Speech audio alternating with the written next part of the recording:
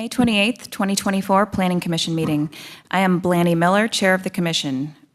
As always, I ask everyone to please be efficient in your comments and avoid redundancy so that we can hear from as many viewpoints on as many cases as possible today. We start every meeting with the opportunity for the public to comment on an item not contained on the agenda.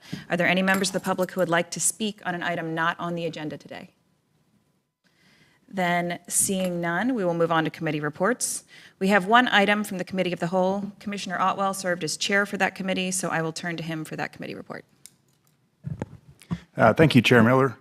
On May 23rd, 2024, the Committee of the Whole had discussion and heard comments about a potential text change concerning billboards, digital billboards, and placement of billboards throughout the city.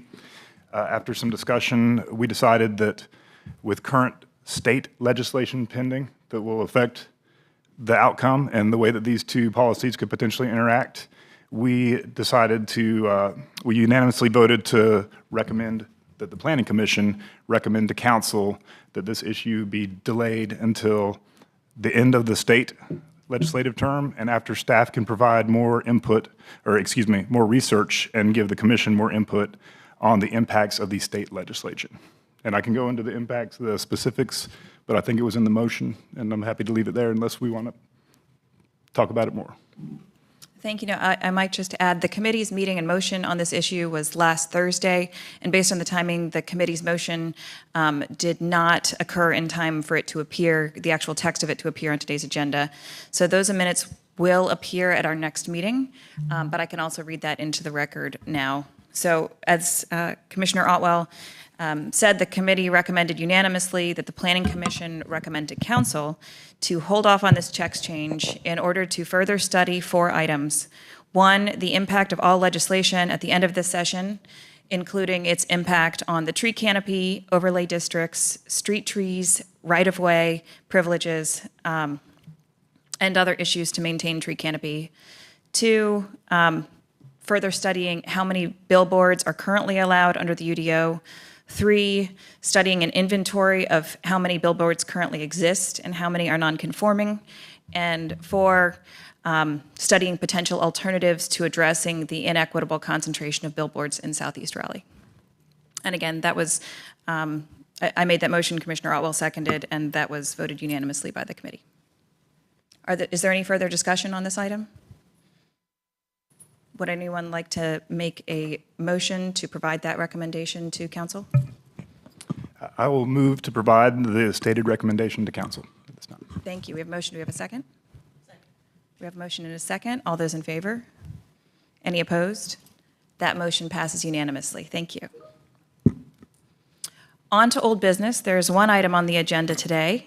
That item appeared on a previous agenda, but the applicant asked us to defer that case to this meeting to allow them to submit signed conditions, excuse me. The original deadline for action was May 25th, so we requested a 45-day extension from Council. Council granted that request, so we will hear the case today. It's our first time hearing the case, so we'll receive a full presentation from staff, the applicant, and the public. So, and we will now turn to Hannah Reckow for a presentation from City Planning staff. Good morning, Hannah Reckow, Planning and Development. So as just was mentioned, this case was deferred from your last meeting to let the signed conditions be received in time for consideration at this meeting, which they have been. The new deadline for action is July 6th. So I can review what has changed since you last heard this item on April 9th. A new condition 6 has been added, which limits building height south of the transmission line easement to no more than 5 stories. And then a collection of conditions that previously just applied to apartment, a scenario where apartment building type has at least 25 units. A few other scenarios were added, more than 50,000 square feet of non-residential use, and a 50-room hotel. So those are scenarios where the following conditions would now apply. Condition 7 was clarified to refer to vehicle parking. Condition 8 was clarified so that at least one charging station would be required if one of those development thresholds was met. And then condition 10, which commits to at least 1% of dwelling units being dedicated as affordable, was amended to units would have to be affordable. Previously, it was 80% of area median income, and now it is 60% of area median income. So those are the changes to the conditions. There is a change to the policy consistency. Previously, this request would allow up to 7 stories throughout the site. That new condition 6 restricts that development on the southern part of the site. So that does make the case in line with the future land use map recommendations. So just as a reminder, this is a site that has sort of multiple contexts on it. It's a core transit area, which recommends up to 12 stories. And then with the 3-story residential on the southern side of Turner Street, the southern part of the site is a edge context. So the overlap of those two would recommend no more than 5 stories for that area close to the residential. So what is allowed under the case currently is aligned with those recommendations. There's no change to the urban form map consistency. It is consistent with the recommendations here, and still consistent overall with the comprehensive plan. The change in policy is really the future land use map policy is now consistent. There are 2 remaining inconsistent policies. These are still on the topic of building height and would like to see lower heights. So the building height transitions recommends no more than 3 stories across the street from an area built with 3 stories. And then the one area-specific guidance policy from the Cameron Village Hillsborough small area plan sets out very specific recommendations. And so for this site, it is CX5. And as you just heard, part of the parcel still would allow up to 7 stories. So inconsistent with that policy still. So that is the end of the staff update. Happy to answer any questions you have. Thank you very much. And I wanted to note, I incorrectly said that we had not heard this before. We had heard this at our April 9th meeting, and we received a full staff and applicant presentation and heard from the public at that time. But at our last meeting, that's when they asked us to defer in order to provide revised conditions. So thank you for that update from staff. And as I mentioned, we have already received comments from the applicant and from the public. But just so I can get a sense, by show of hands, is there anyone who would like to speak today on any of the proposed changes or any other aspect of this case that was not previously discussed? I see at least one. Perhaps more? Okay, 2.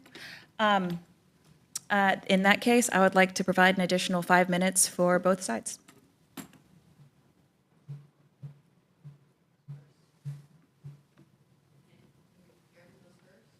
Oh, sorry, we'll start with the applicant and those in favor.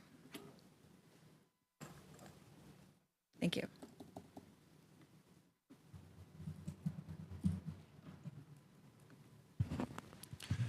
Good morning, members of the Planning Commission. Worth Mills here on behalf of the applicant and the various property owners. Nate Boquin is here as well. He performed the TIA for this case. He was not here for the original meeting, so if you have any questions about traffic impacts or transportation improvements, he's available to answer those as well. Just again, to provide a brief overview, this rezoning request would facilitate the development and the replacement of low-density, old, outdated student housing and replace that with dense, updated student housing within walking distance of both Meredith College and NC State. As Hannah Reckow mentioned, the case is now consistent with the future land use map and the comprehensive plan. This is the area in red where that kind of height reduction, that general designation comes into play. And this is the area in which we have lowered the building height to 5 stories. So going above and beyond what the future land use map would recommend in terms of building height in those specific locations. And I did also want to mention that we have reduced our affordable housing condition to 60% AMI, going back through rezoning cases within the last month or so that have been before Planning Commission. A 1% of all units at 60% AMI for 18 years is in line with other rezoning cases that have been approved or recommended for approval by Planning Commission. Z5423 on South Saunders Street was a 7-story rezoning. Offered $90,000 to the city's affordable housing program. Z2823, 3725 Hardin Road, another 7-story rezoning. There's the potential for up to $250,000 of contribution to the city's affordable housing program. No guarantee on that one. Z624, 2500 Blue Ridge Road, that's 5 units at 80% AMI. Again, we at, I believe, 10 years, so our AMI is lower, our term is longer. Z3623, 1230, 1234 South Saunders Street, that was a 12-story zoning. 2% of units at 80% AMI for 15 years. Again, our AMI is lower, our term is longer. And Z5023, 1530 Varsity Drive, 7-story rezoning, 1% of all units at 80% AMI for 10 years, or $40,000 per unit. Those were all cases that were recommended by Planning Commission. And we just asked that, Planning Commission kind of maintain that similar guidelines when evaluating our case as well. Happy to answer any questions you have and appreciate the opportunity to allow us to come back with updated conditions kind of past that original Planning Commission recommendation date. Thank you very much. Thank you. Are there any other members of the public who would like to speak in support of this project? Then seeing none, we'll move on to the opposition. The opposition will have a total of 5 minutes to speak. Okay, my name's Donna Bailey. We can't keep doing business the way we've been doing. Raleigh does not have a housing problem. We have an affordable housing problem. And I want to bring to your attention that 1% is inadequate because this project lies within a frequent transit area. It's on Hillsborough Street and just off it near an NC State and Meredith. Our students need affordable housing. This is going to be destroying 11 affordable houses. Now, if you think 4 people live in each house, that's over 40 people that are going to be losing.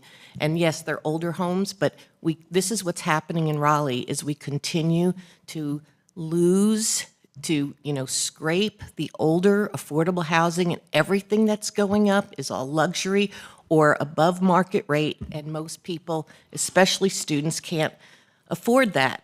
Especially, you have to start implementing in a frequent transit area the tools that the city has given you to require more affordable housing. This project can already get to 7 stories without any rezoning, and all they have to do, because they already rezoned this up to 5 stories a few years ago, all they have to do is, for anything that they build more, include 20% housing, and they can get their density that way. So they are totally trying to work around the rules that will benefit the city. And I'm saying this project does not benefit what we need.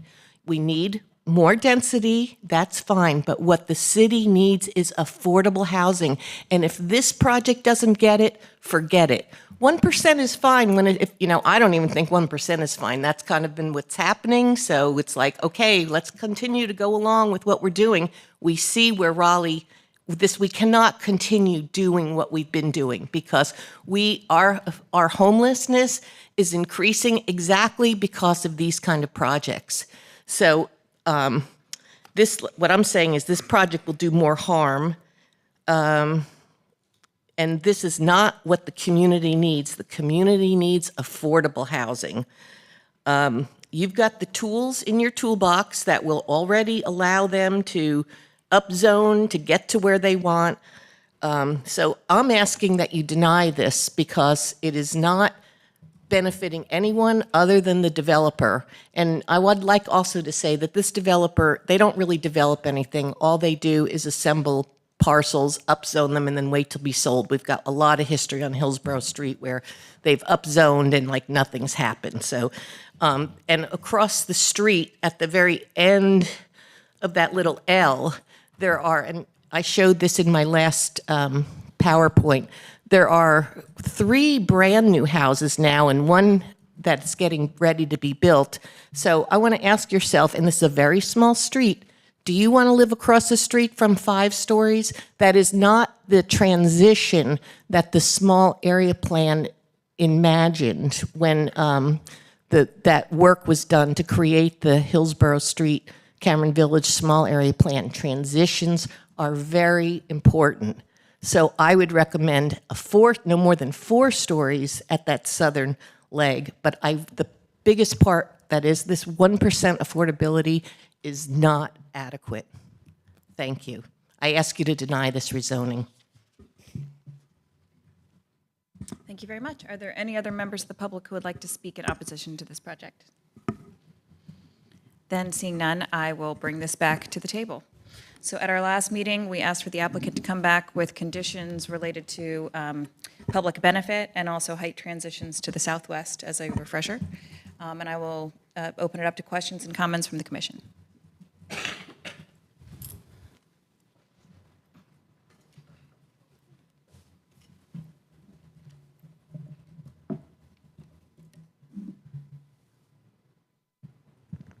Yeah, I mean, I think I spoke on this when it had the previous conditions as well, and I do appreciate them being updated.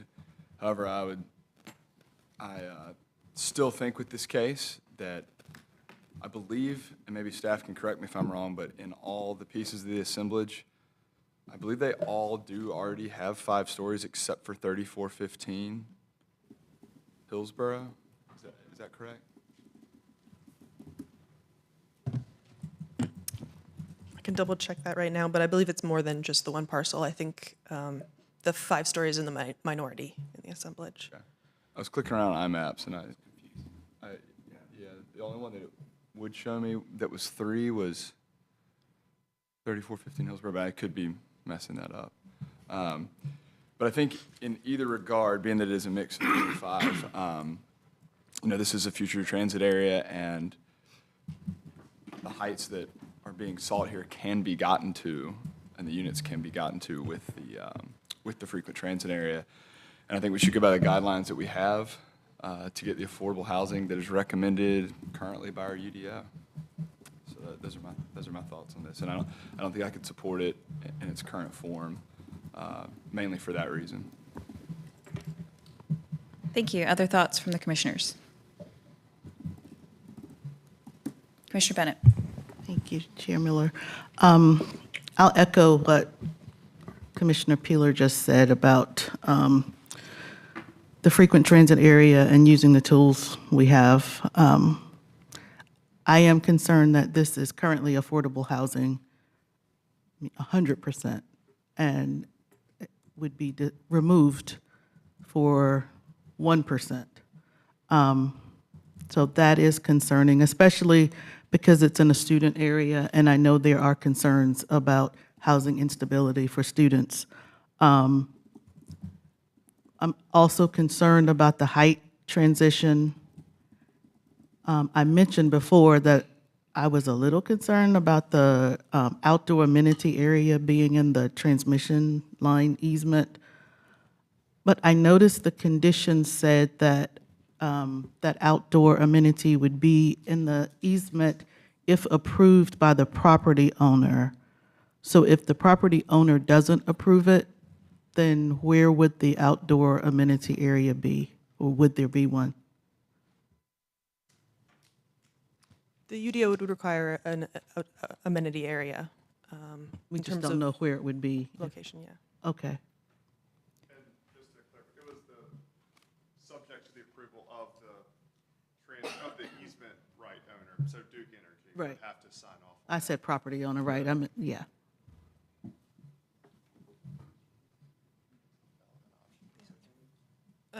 Just want to circle back to the zoning, current zoning. So this area on this corner currently is the NX5, and then the remainder is 3 stories.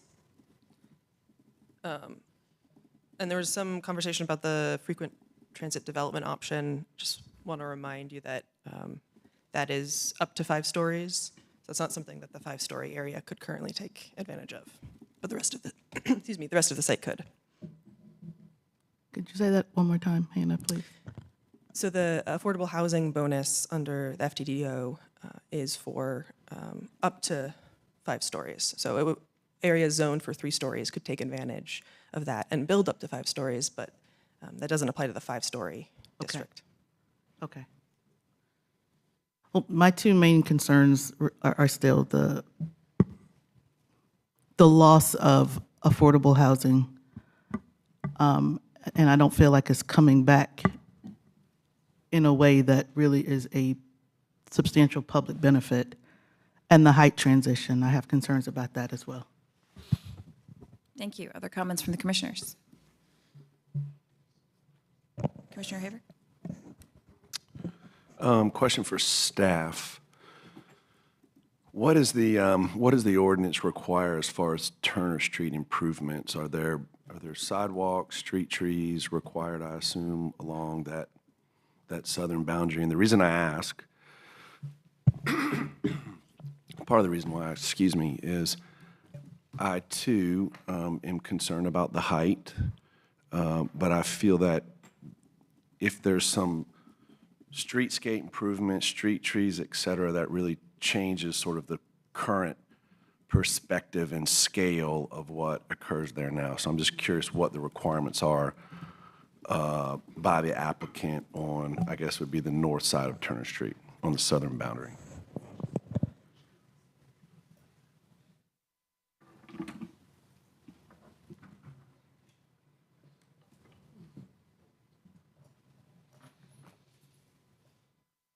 Good morning, Margaret Tartalla, Transportation. If I could have just a minute. So Turner Street's not designated in the street plan, so the streetscape type will be determined by the type of street. So let me pull up the ordinance really quick and I'll get right back to you. Thank you. While she's pulling that up, any other comments from the commissioners? Yes, Commissioner Lampman. Just a clarification, again, how many units are being proposed? I know how many can be developed, but how many are proposed under the actual development?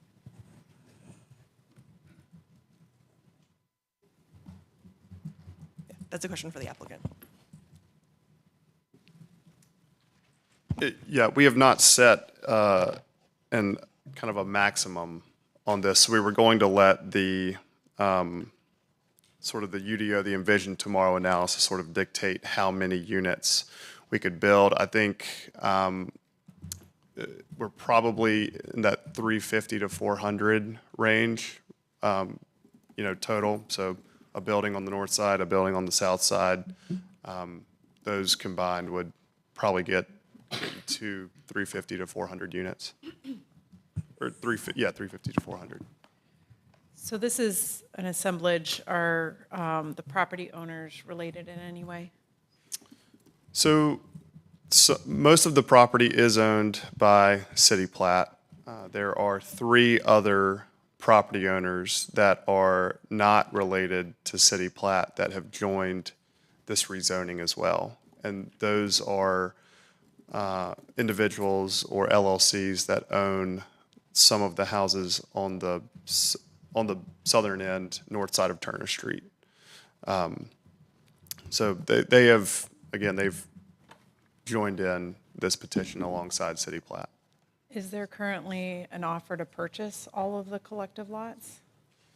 Not to my knowledge. There's been some, since this rezoning has been filed, City Plat has purchased, I think, at least one of the homes from one of the previous owners on Turner Street. And there's been ongoing discussions about, how those other property owners, could join in like any redevelopment of this site, whether it's through selling of their land or some joint venture. That's yet to be determined. But those conversations have happened and are continuing to happen. Okay, so it's fairly speculative then in nature right now. The south side more so than the north side. Thank you. To follow up from that point on the maximum, that's a good question, and it's helpful to me. I know that we're all concerned about addressing the housing crisis and affordable housing crisis in Raleigh. I, as a policy matter, see a different way of, I think there's more than one way to get there. I think we need an all of the above strategy where it's not just maintaining either naturally occurring affordable housing or providing more restrictions on units, but instead providing more density in areas that are appropriate for it, and in order to increase the supply at all levels, in order to reduce pressure on affordable and other levels. So I think increasing from 11 units to 350 to 400 for the student population would have a meaningful impact on that. Yes, My only Commissioner Whitman. challenge with that particular proposal is, so yes, all well and good. However, it's not under contract right now. There's no site plan. There's no like engineering evaluation of like what density could look like. So none of that is in place right now. That this appears to me to be very speculative in nature to increase property values. And I don't think that this particular case is the right case to put forward without a real tangible plan associated with it. I appreciate that. And maybe a question from staff. I know that we're often hamstrung at the Planning Commission with that specific issue where we are just tasked with doing the rezonings, and we'd often like to have more detail about the actual plans on the ground and what the site plans are going to look like, and as opposed to just purely looking at that from the rezoning standpoint. So I appreciate that. So maybe a question from staff, is that type of analysis usually included in the rezoning process in terms of if there are existing plans in development, that kind of, from a staff and UDO standpoint? If there's, in the case where there's maybe pending or past development plans, that's often noted in a staff report. But you know, rezoning stage don't necessarily happens prior to a development work. So it's not as common. Thank you. I know we've seen this before, and it's always made us less certain. Other comments from commissioners? Yep. I'll let someone else go. Mr. York? Since I've already gone. Have a comment on that? No, I was just going to say, the code was changed, the zoning ordinance, the rezoning procedure ordinance was changed 3 or 4 years ago, 3 years ago, to allow people to include sketch plans, diagrams, site plans, and so forth as a part of their zoning conditions. So it is allowed. I don't think anyone's taken advantage of that since that amendment has been made. But the statutes recognized that conditional zoning includes submitting a site plan with your rezoning if you so choose, and also includes a list of zoning conditions, which we're accustomed to. To bring our ordinance into compliance with 160D, when they cleaned that up, we added that provision that you could add a condition, which basically was a site plan or a sketch plan to give a general sense of what was going to be constructed. But like I say, no one has really taken advantage of that yet since the amendment was made. No applicant has, okay. Other comments from commissioners, thoughts? Commissioner Bennett. Just one final comment. I do understand what you're saying, Chair Miller, about increasing supply, and I don't disagree with that. My concern is, as we are increasing supply, people are being displaced and put into unstable housing situations or being made homeless. And I think that as we are looking at increasing supply and increasing density, we have to think about what we do in these areas of naturally occurring affordable housing. This is, in my other life, this is something that I spend a lot of time studying and working on in other areas. And I know other areas are looking at how to protect naturally occurring affordable housing while still allowing property owners to be able to invest and improve their properties. But I feel like what we've been seeing is just a lot of redeveloping of these naturally occurring affordable areas.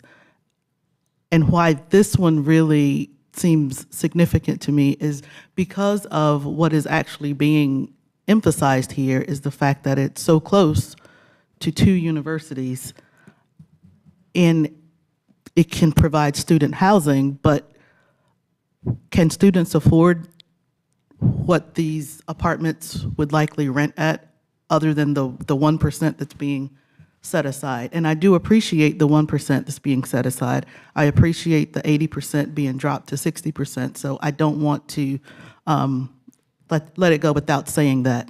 I'm just concerned that we are not being good stewards of our naturally occurring affordable housing areas, and people are being made homeless as we are increasing supply and waiting for affordable housing to trickle down to those who can afford it.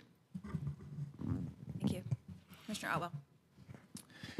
I was ready to support this last time, and I'm ready to support it again. I share the concern about the loss of affordable housing, and but I'd like to reiterate what we had a commissioner say at our last meeting, that sometimes doing nothing is a choice.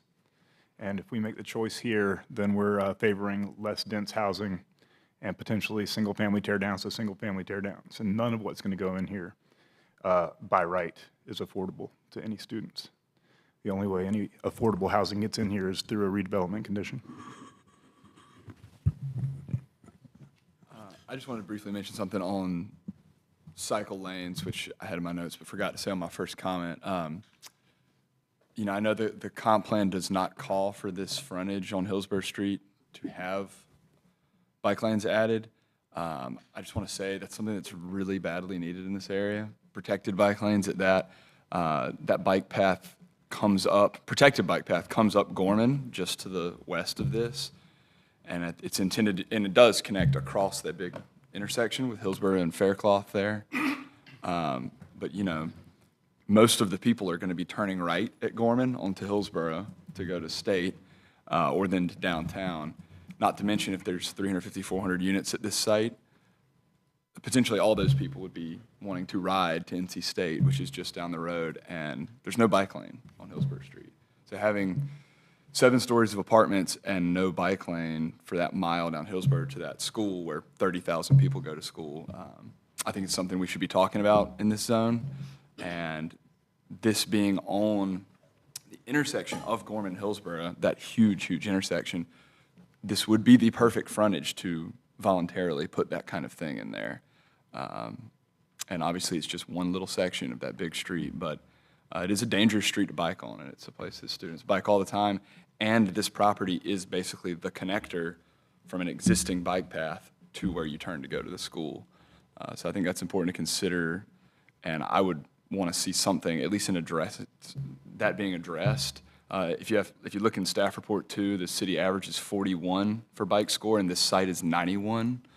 So it's about as good as it gets for biking. And again, there's no way to get to school safely on a bike from a place where there'd be 400 new units. So I just want to point that out as well.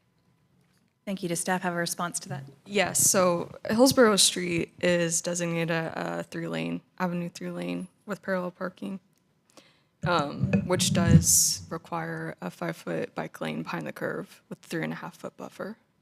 On Turner Street, there won't be a requirement because it's not a designated street, so it's like a local street. So my question then is on the report. On staff report, it says there are no existing bicycle lanes on Hillsborough or Turner. Right, existing. Okay, so they would. But as part of the development, it would be, as part of a Tier 3 site development, it would be required. It would be required to add that on the Hillsborough Street section of this site. Yes, on the frontage. And no, on the site's frontage. what about connecting from that Reedy Creek Gorman path to this? Because it does,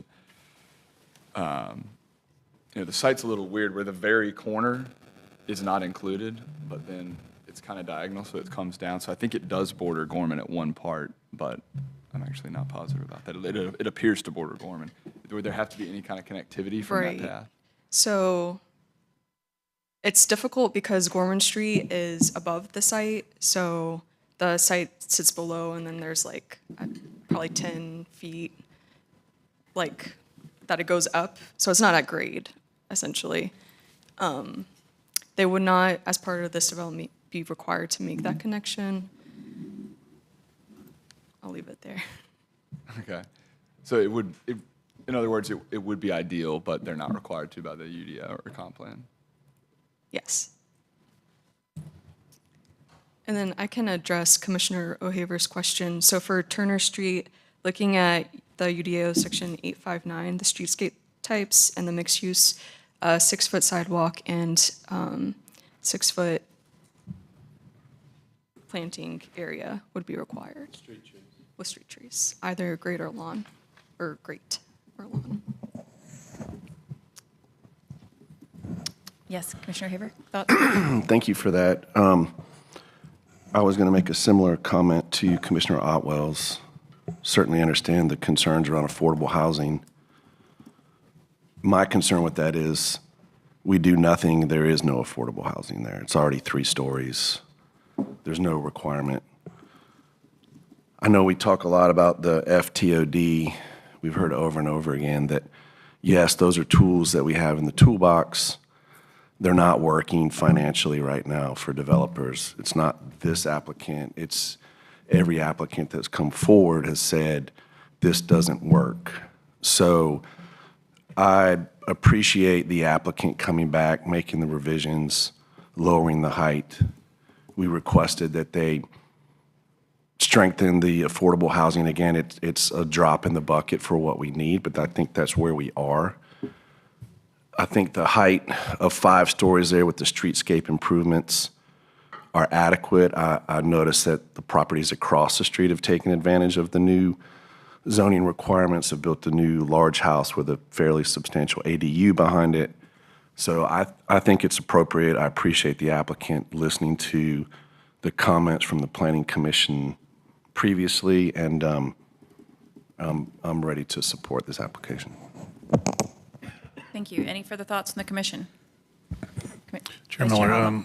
Mr. Haver eloquently stated, I agree with his comments about, by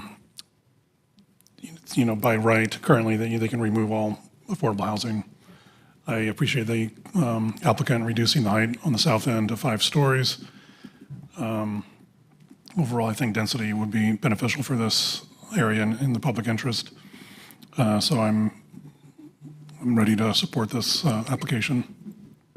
Thank you. Other thoughts? Commissioner Bennett. I'm sorry, I know I said the last one was my final one, but we're giving the developers all the power. It's like they could remove it all right now, so let's take whatever they give us. I'm the one that said sometimes doing nothing is doing something. I don't think voting to deny a rezoning is doing nothing, though. I think if we do that enough times, we make a difference, because then the people coming in see, oh, they're serious about affordable housing, versus what we're doing now is we just got to take what they give us. We can't, the state doesn't allow inclusionary zoning, so we're challenged by that. So then we get these conditions, which was like, oh, thank you so much for the 1%, because you really could wipe out everything that's there now. Yeah, you could, but it puts us, what we're in effect saying is, so we're just going to be very appreciative of whatever you give us, and sorry for the people that might be made homeless. I'm not okay with that, and I want it to be clear that I'm not saying no to density. I'm not saying no to height. I'm saying no to the crumbs. And I'm saying, I'm speaking for these people who are living there now in this prime location with rents they can afford, who may not be able to come back there. And I know we can't require the applicant to build all affordable housing. We can't require the applicant to help the people who are living there now to be able to come back there. I get it. But we also don't have to automatically approve it because they've given us 1% affordable housing for 18 years. So my vote to deny is not a vote to do nothing. It's a vote for us to stand up and finally do something. Thank you for that. Mr. York, could you help clarify? I know there's been some concern we haven't talked, but sort of brought to the full table quite yet, but on explicit votes to deny due to a lack of affordable housing conditions, and how that might intersect with state law.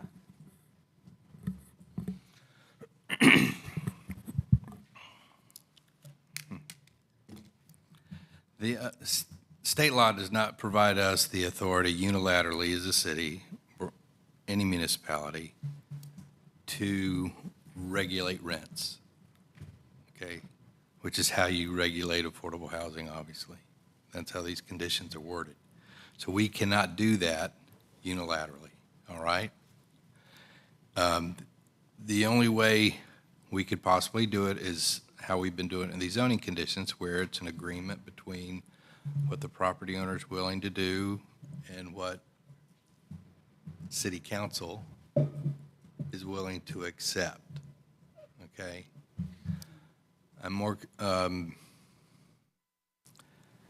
it's better when,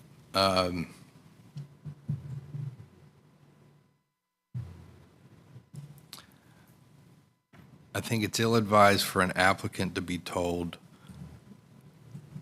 you would deny their case, not that one individual voter has the authority to deny, and this board has zero authority to deny anything. It's a recommendation. And as you know, this board's recommendations have been followed and have not been followed by this council and prior councils. And I'm sure that will continue into the future. So this is strictly an advisory board. And so I think it's a bad practice to tell someone their case would fail if they didn't include an affordable housing condition. Okay.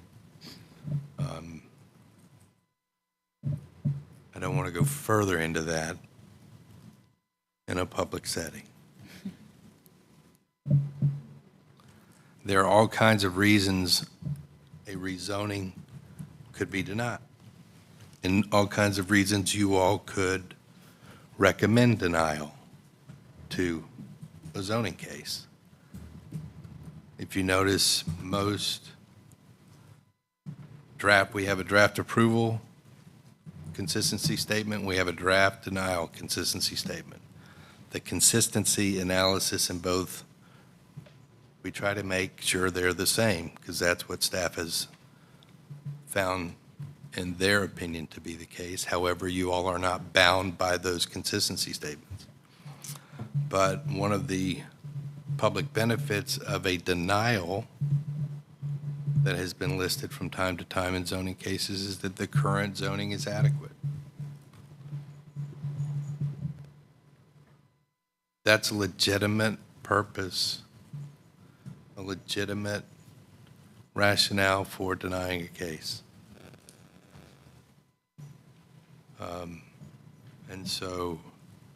And there's other things, but but that one's always there.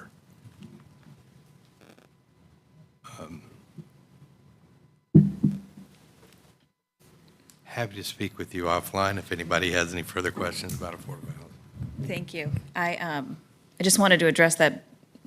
Commissioner Bennett made some excellent points, especially about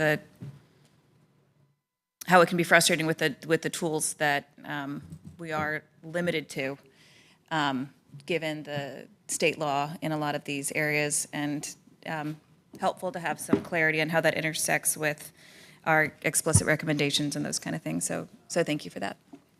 Other comments from commissioners? Then seeing none, I'd like to entertain a motion. Chair Miller, I'll make a motion to recommend approval for case Z8322. I move to recommend adoption of the proposed consistency statement dated May 28th, 2024, contained in the agenda materials, and to recommend approval of the zoning amendment. Thank you. We have a motion. Do we have a second?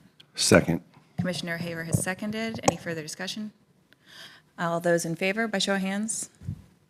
1, 2, 3, 4, 5. Those opposed? That motion passes 5-3. Thank you very much. And for those opposed, is there a minority report or someone who would like to speak on the or provide a summary of the reason for the opposition, for the record? The reason for my opposition, and thank you, Mr. York, is because I don't think this rezoning is in the public interest. I'm concerned about the heights. I'm concerned about the displacement of the people who are there. Thank you. And I would add, I second Commissioner Bennett's, in addition, concerned about the lack of plan of bicycle connectivity.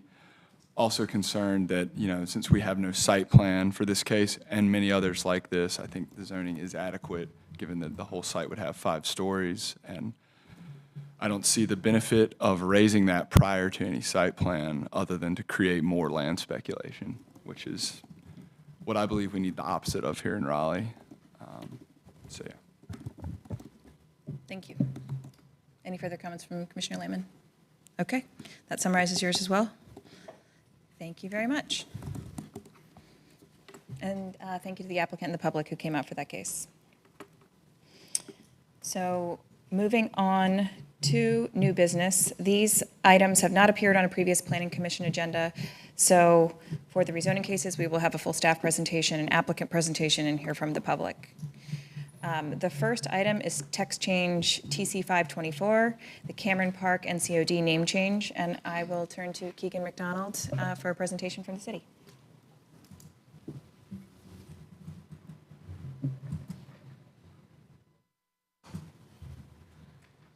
Oh, no Keegan? Keegan is on the phone. We might circle back to this item. Sure. Oh, he's back.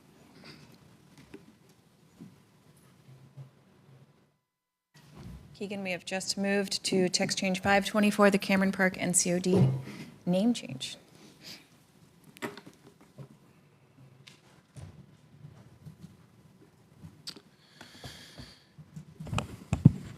Good morning, everyone. Keegan McDonald, I'm with Planning and Development. So this is a relatively simple text change when it comes to the actual ordinance language. So I don't have a presentation for you all, but of course there's the staff report. I'm happy to answer any specific questions as it relates to the ordinance document. Essentially, this text change was authorized by council to make a change within the Unified Development Ordinance to change the name of the Cameron Park Neighborhood Conservation Overlay District to the Forest Park Neighborhood Conservation Overlay District. Again, this was initiated by council.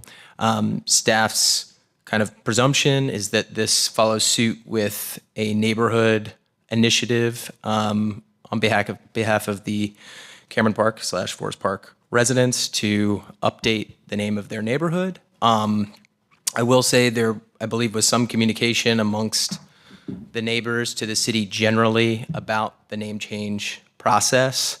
From planning and development's perspective, we've really been removed from that. Again, we help manage documents that we have, the comprehensive plan, the Unified Development Ordinance.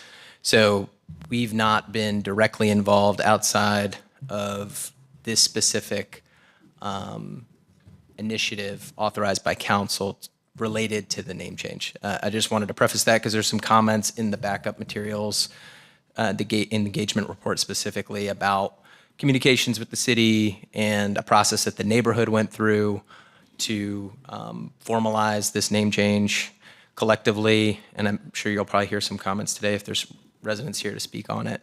Just wanted to let you know that this really just affects the Unified Development Ordinance, was authorized by council, and we are just moving to act on that via this ordinance. So again, fairly simple in terms of the actual ordinance language. Happy to answer any questions, though, if there are any.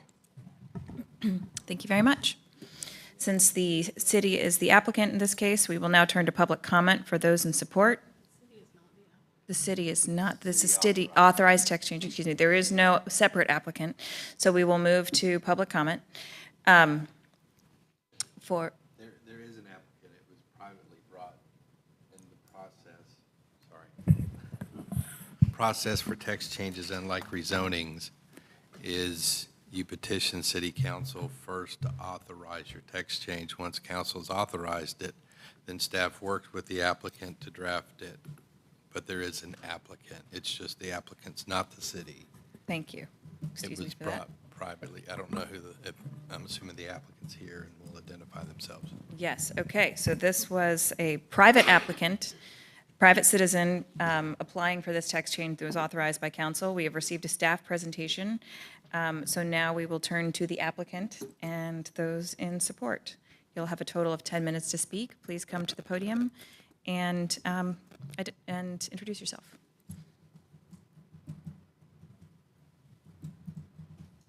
And seeing none, we will move on to public comment for any opposed. Those opposed to this text change will have a total of 10 minutes to speak. Yes, please come to the podium and introduce yourself. Good morning.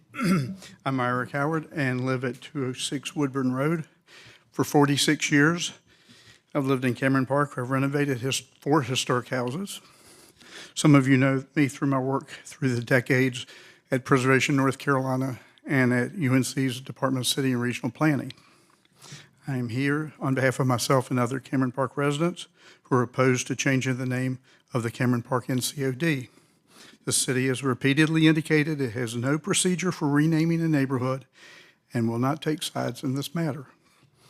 The staff report outlining the request and justification for text change contains misrepresentations of facts and law.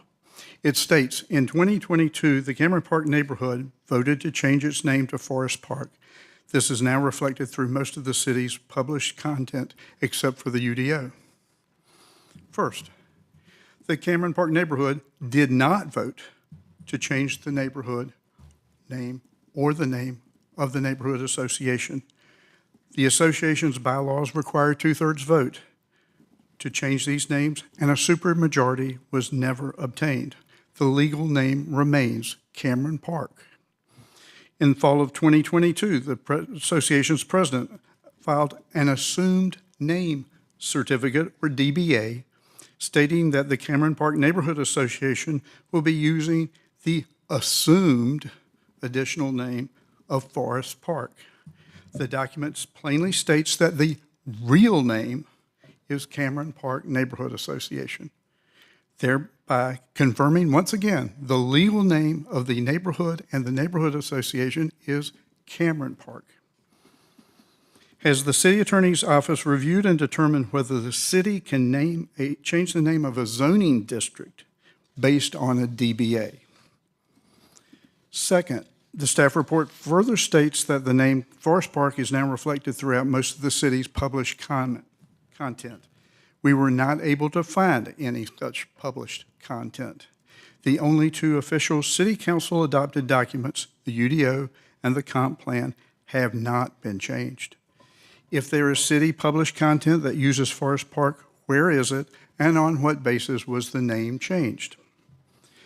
Finally, you have been told that a majority of Cameron Park residents supported the name change. That is not true. Only 244 out of the approximately 877 neighborhood residents voted to change the name. The matter became so contentious that many of my neighbors refused to vote. The failure to get more votes in favor of renaming is why the DBA was adopted. We therefore ask that the request to rename the Cameron Park Neighborhood Conservation Overlay District be denied or at least delayed and referred to committee until all the relevant facts and evidence can be considered. Thank you for your service, and I'd be glad to try to answer any questions about this presentation or the earlier letter, if that's of any use. Thank you. Are there any other members of the public who would like to speak in opposition to this name change? Thank you very much. Please come to the podium and introduce yourself.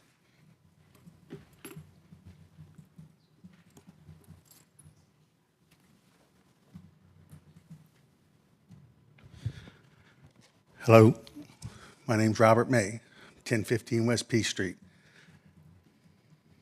I was one of the comments posted on the portal. I'd like to ask if those could be entered into the record. And I won't go into the details. It's been clearly communicated to City Council, documentation of the fraudulent process to date. I don't have much to add to Myrick's words, other than I would just simply like to say these few things regarding the behavior of the people, the small group of people trying to change the name. This is a comment from a neighbor in the very beginning of the process. Thank you for being brave enough to not let this drop. I am not that brave. I confess that my fear of being labeled and shunned, followed by absolute disgust at the tactics of some of the change the name proponents, have basically led me to give up on this neighborhood. It now feels much more like a convenient place to live and less like a community. Initially, I felt quite sad about this, but have now come to accept the reality that the sense of community was largely due to the illusion that we all shared the same opinions about the issues big and small.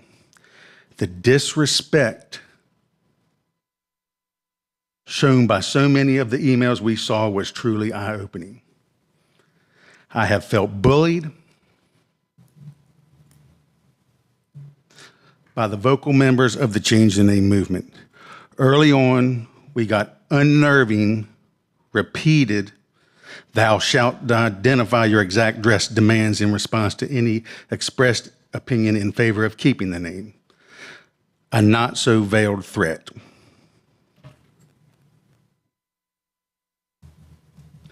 Then we saw labels of white supremacist and racist being applied to anyone who presented ideas that supported keeping the Cameron Park name.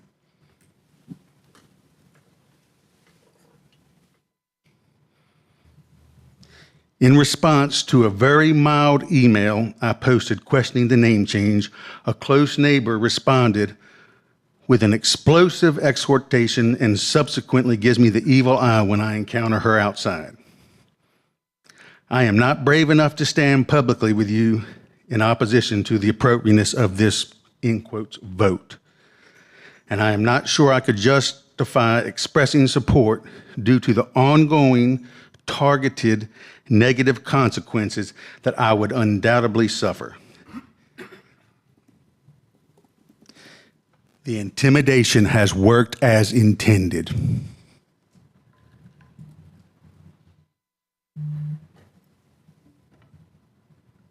The police have been to my house.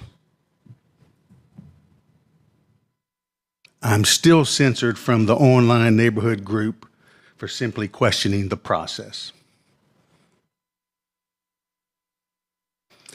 The previous president of the neighborhood association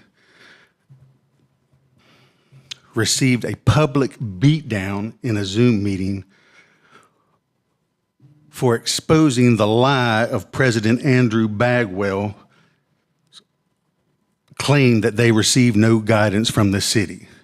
Geraldine Highsmith was a longstanding previous president of the association. In a public Zoom meeting, she tried to prove that wrong because we had an email from the city saying that that's a lie and you should follow the street name procedure change process, which specifically says property owners only included in the vote. And this vote included anybody they could possibly garner to gain support and circumvent the failure they knew was inevitable if they followed a fair and honest and open vote. Anyone that was there will never forget current Vice President Mike Lindsay jumping up and charging the stand that I was speaking from, screaming bloody murder with his face blood red. You are out of order. You are out of order. You are out of order. You are out of order, as I simply tried to present the facts of the case as Mr. Howard referred to. Fair and open process. All we've ever asked for is a fair and open vote. If the neighborhood desires a name change, so be it. Nobody has a problem with that. It's been far, far, far from the case thus far. The final vote did not even include the option of Cameron Park neighborhood. Thank you. Thank you very much. Are there any other members of the public who would like to speak in opposition to this case? Then seeing none, we can bring this back to the table for thoughts from commissioners. Maybe I'll start off by noting we've seen a similar issue before. It's become a running theme over the years with NCODs and a lack of clear articulated process for amending those. And as we can see, once again, the lack of a clear and fair process on how a neighborhood itself can engage without, with amending an NCOD, and instead the only recourse is a text change that doesn't require requisite notice and input and votes from the neighbors, that it's potentially tearing apart another neighborhood, and it's really disappointing to see that happen. We're studying that in the Strategic Planning Committee right now, but just yet another example, so maybe I'll start off with that. Yes, Vice Chair Raines. A question for the staff. It was noted that there are referrals to Forest Park on city websites or documentation already. Is that correct? Yeah, so I can respond to that. Admittedly, I think maybe the term published content was a little too formal. By published content, I really just meant how we refer to the neighborhood when we produce staff reports and presentations. Often you'll see both names, similar to when you refer to the village district. Some people still refer to both names just to cue people in if they're used to hearing one or the other. In terms of formal documents, that is correct that the UDO, documents that Planning and Development publishes, the Comprehensive Plan, Unified Development Ordinance, there still is that term, Cameron Park. I do know the Neighborhood Registry labels it as Forest Park. That's one kind of service that the city maintains.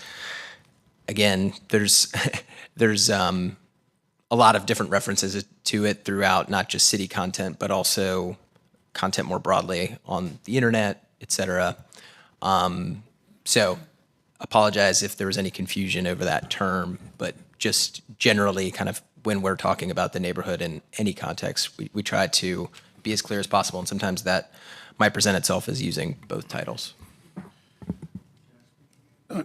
Two follow-up questions. You said the neighborhood registry is that a legal term? To my for knowledge, Forest it's Park? not a legal document. It's just essentially a kind of log of neighborhoods that exist within the city. And then the applicant is the neighborhood association, or who's? There is. I couldn't find information on the applicant. For this text change? Yes. It was authorized by council, so there's no external applicant. I thought you said it was privately initiated. No. This specific name change for the NCOD, it was authorized by council without any, there was no external application. But somebody must have made that request of council. Presumably, yes, but they're unlike with so just to provide a comparison, there were changes to the regulations within the Cameron Park NCOD a few years ago, and that was an external application where there were members of the neighborhood who signed an application, paid a fee. We brought that forward to you all. This, by contrast, and like most text changes, was authorized from the dais by a council member and then affirmed by the rest of the council to then ask staff to draft the text change. So there's not an external text change application associated with this text change case. Okay, because the agenda write-up said it was privately initiated. So that was my confusion.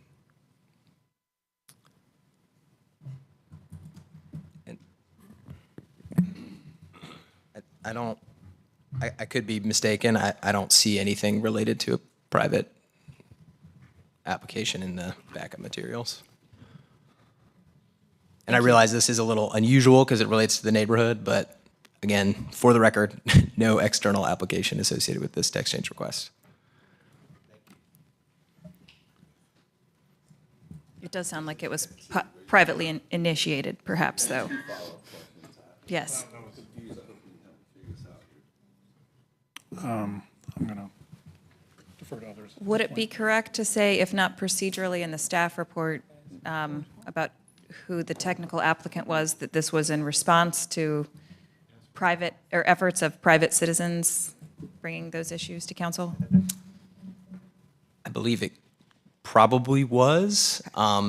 Again, I hesitate to, I'm trying to draw somewhat of a distinction here because, of course, any initiative that's brought to the council's attention, whether it's on their own accord or by residents, those can precipitate requests for text changes or authorizations to staff to work on text changes.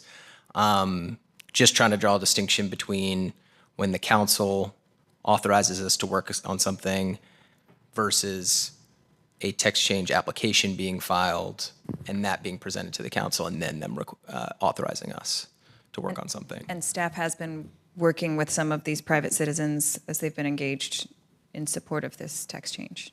Is that what it sounds like? We were contacted by some residents who had potential interest, and my understanding is that there was then some communication to the council. Understood. Okay. Just point of clarification, so I'm following along with you. It was initially private citizen reached out first, and then council followed up, or is it vice versa? I just want to make sure I'm following. There were residents who reached out to us about potentially pursuing an external text change application where they would file it with us. We let them know that what the process was, and after that point, I believe there were communications with the council generally, and then the council authorized the text change after that point instead of the external or the residents filing an application with the city. Basically, a text change can be authorized or brought about in two ways. One is an external text change application, which we bring to the council's attention, then they make an action. Separately, the council at any time, if there's an affirmative vote, can authorize staff to work on a text change from the dais. And so really kind of two options there. We let the residents who were interested at the time know about those two options, and then they pursued, I believe, communications with council. Although we weren't involved, obviously, in those discussions with the council members. Thank you. Commissioner Bennett. I'm a little confused. Didn't we, this is a question for staff, or maybe anybody here that remembers it, didn't we have a text change to change a street name? Yeah, we did. It was, okay, I was wondering if it was, thank you, Isabel. I was wondering if it was this street, okay.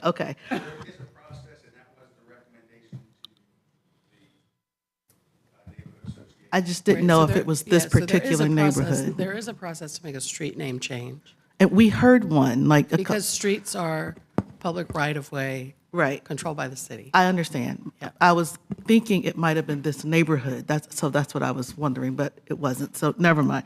My other question, well, I guess not question, but comment is, I think we just had a case like this.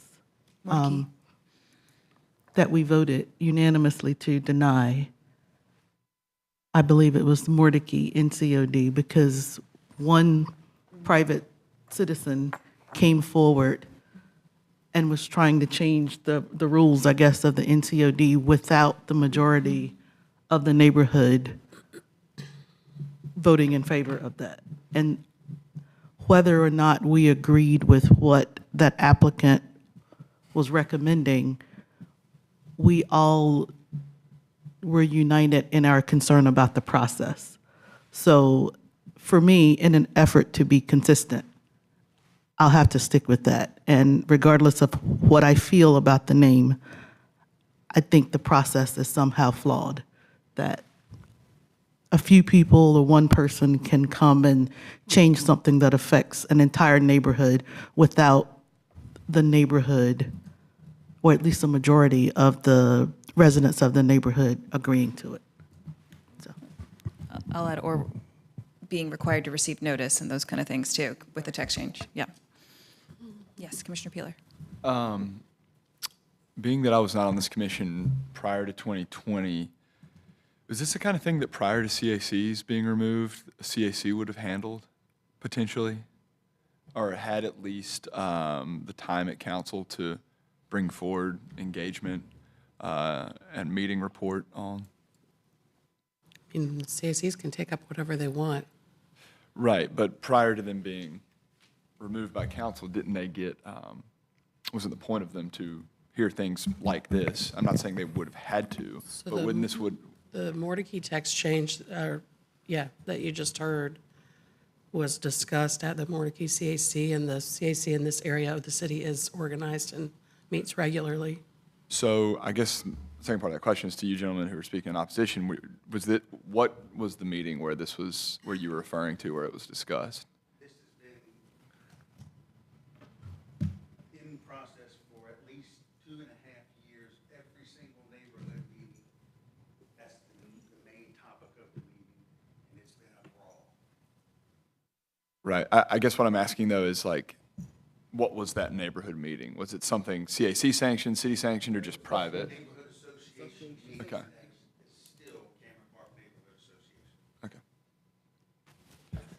Vice Chair Raines. Question for maybe Mr. York. It seems like the Planning Commission's asked to make a recommendation on something that is a private association matter separate from whatever the city wants to designate this area. I guess I feel like I agree with Commissioner Bennett that regardless of how I feel about what the name should be, I feel like there's a process issue that we as a commission shouldn't really make a decision on, right? And I think I would recommend going back to city council and saying that there needs to be recommended a better process for the neighbors to voice their, well, So thank you for that comment. Those are just comments. Holding it at the table for just a minute, echoing Vice Chair Raines and Commissioner Bennett, we were concerned about the process then. I don't see any difference between that case and this one from a process standpoint.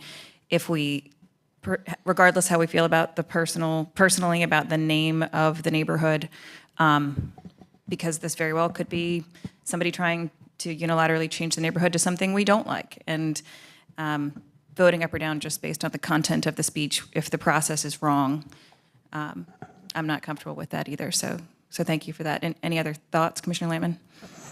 Were you able to vote this out with no recommendation then? We could, or we could vote it to deny if we were consistent with the text change for the Mordecai NCOD. I guess I agree with all the comments. I guess the difference is on the Mordecai one, it was a private application that was brought forward that was not required, was not notified to the neighborhood. This is a city council initiated text change, regardless of if the neighbors politicked the city council to do it. This is coming from council, and I'm comfortable voting it out with no recommendation, even more so because we were just recently admonished as a planning commission about moving stuff out without recommendation, and I think the process is completely flawed. I don't think city council should be putting that the requirement on us to determine if the process had been followed. So I know typically we wouldn't vote it out without a recommendation, but I fully support that. Thank you. Other thoughts? Commissioner Bennett? I support recommending denial. I mean, I'm not sure Thank you. why we would do no recommendation. We all seem to be concerned about how this is being done, so why wouldn't we make a recommendation? So I'm comfortable with a recommendation for denial. And I can get behind that. I think I was just trying to make a point. But Okay. I can 100% get behind recommending denial on this. I would, sorry, Yes. Commissioner Miller, I would suggest, yeah, denial, but also in the statement saying that there are issues with, personally, I think there's issues with the current name, and there should be some discussion, council and neighborhood level, going forward, so just throwing that out there. I was going to say something similar, is that, I agree with what you just said about the name. If it's coming from council, something did happen, and it sounds like we don't totally know. And I just think this is probably an issue we're going to see again and again if we don't, I don't know, ask for it to be changed. But is it coming from council? Well, I think we need clarification on that, because I I'm think we still need confused clarification. about It sounds it. like it did, and So I might also add, I mean, we could, I know the Strategic Planning Committee currently is looking at these issues with NCODs and specifically amending those. So we could accelerate that and include in a recommendation, in our recommendation, a recommendation to council that they authorize a text change to provide a mechanism to amend NCODs that includes appropriate process of notifying neighbors and taking votes and those kind of things, so that then that addresses things moving forward. And I think, so that's one item. And then I think, to me, whether this was privately initiated, was formally a private applicant or informally initiated by private sector, private citizens, and brought forth by council, to me, I think that distinction, maybe, I'm not sure the materiality of that, because it's still an NCOD that can only be created in one way, with a vote of the neighborhood itself. And so to undo it or to amend it without being required to notify those neighbors and get a vote on it, I think I'm still not comfortable with it, even if the city is technically the applicant in this case.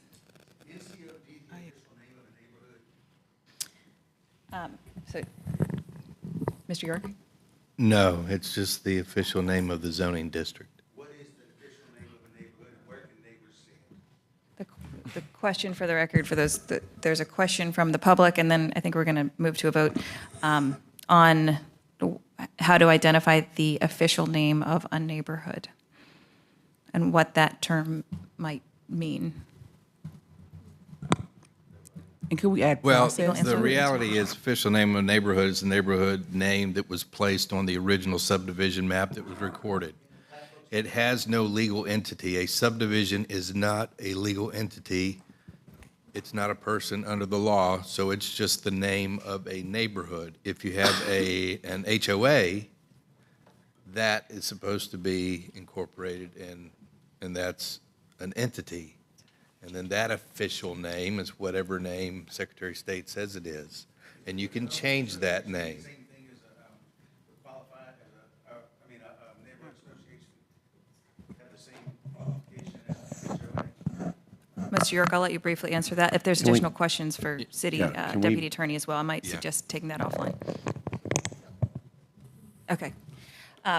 Those might be helpful for the private applicant, but again, I would recommend just connecting with the deputy city attorney offline for that one. Thank you. Any additional comments? Commissioner Clarifying Langley? question. Yes. Are you suggesting that this goes to Strategic Planning Commission and it be delayed, or what was your? I was just proposal there? identifying, I think one option, it sounds like the will of the commission is to vote to deny this case, but we could also include in that motion a recommendation that council authorize a new text change to provide a fair process for amending an NCOD. If I may, I'm not opposed to that. Could we split out those two votes separately? Sure. We may. I believe so. Is that right? I'd like to speak against including that in the recommendation this time around. I think that is, in strategic planning, it's in a good place, and we can take this issue up. It's part of the Neighborhood Conservation Overlay District. And to provide a direct recommendation to council at this time, I think would be a little premature. If we could take it through Strategic Planning Committee, then we could come with more specific and informed recommendations for what we would like council to look into. Thank you. That is also an option. Just for clarification, you were saying move the entire case to strategic. Yep. So what I would support is denying this because there's a lack of a process to support it. But continuing to talk about this in strategic planning where we're already talking about NCOD policies. Thank you. Yes, so those are two options so I guess maybe we can, would someone like to make the first motion with respect to this text change? Chair Miller, I will attempt to try to make that motion.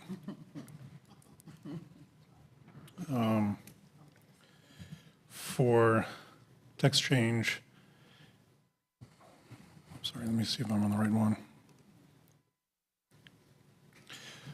Text change case TC 524. I've moved to adopt the proposed consistency statement dated May 28th, 2024, contained in the agenda materials, and to recommend a denial of the zoning text amendment based on the lack of a coherent process with the neighbors and city. Thank you very much. We have a motion, so it sounds like you adopted the consistency statement plus you added that additional reasonable and public interest statement. Thank you. Do we have a second? Second. Commissioner Otwell has seconded. Any further discussion? By show of hands, all those in favor? Any opposed? That motion passes unanimously. Thank you. The second item about potentially either recommending a text change versus continuing to study this issue in the Strategic Planning Committee, it sounds like those are just two options. I'm not necessarily in favor of one versus the other. That said, I do think it could benefit from further study in the Strategic Planning Committee so that it can come up more fully formed as a recommendation to council. Any additional thoughts? Yes, Commissioner Bennett. Since strategic planning is already studying the issue of NCODs, do we need a motion? If we're going to keep it there, we do not need a motion. Okay. So by sort of nods, anyone want to just keep it at strategic planning? Yes? Okay. Well, then in that case, there will be no further motions on that item at this time. And those who are continuing to be interested in this can, we will post notice of our strategic planning committee meetings that are directly addressing this issue. I believe we will be meeting in August on this. Yes. Okay.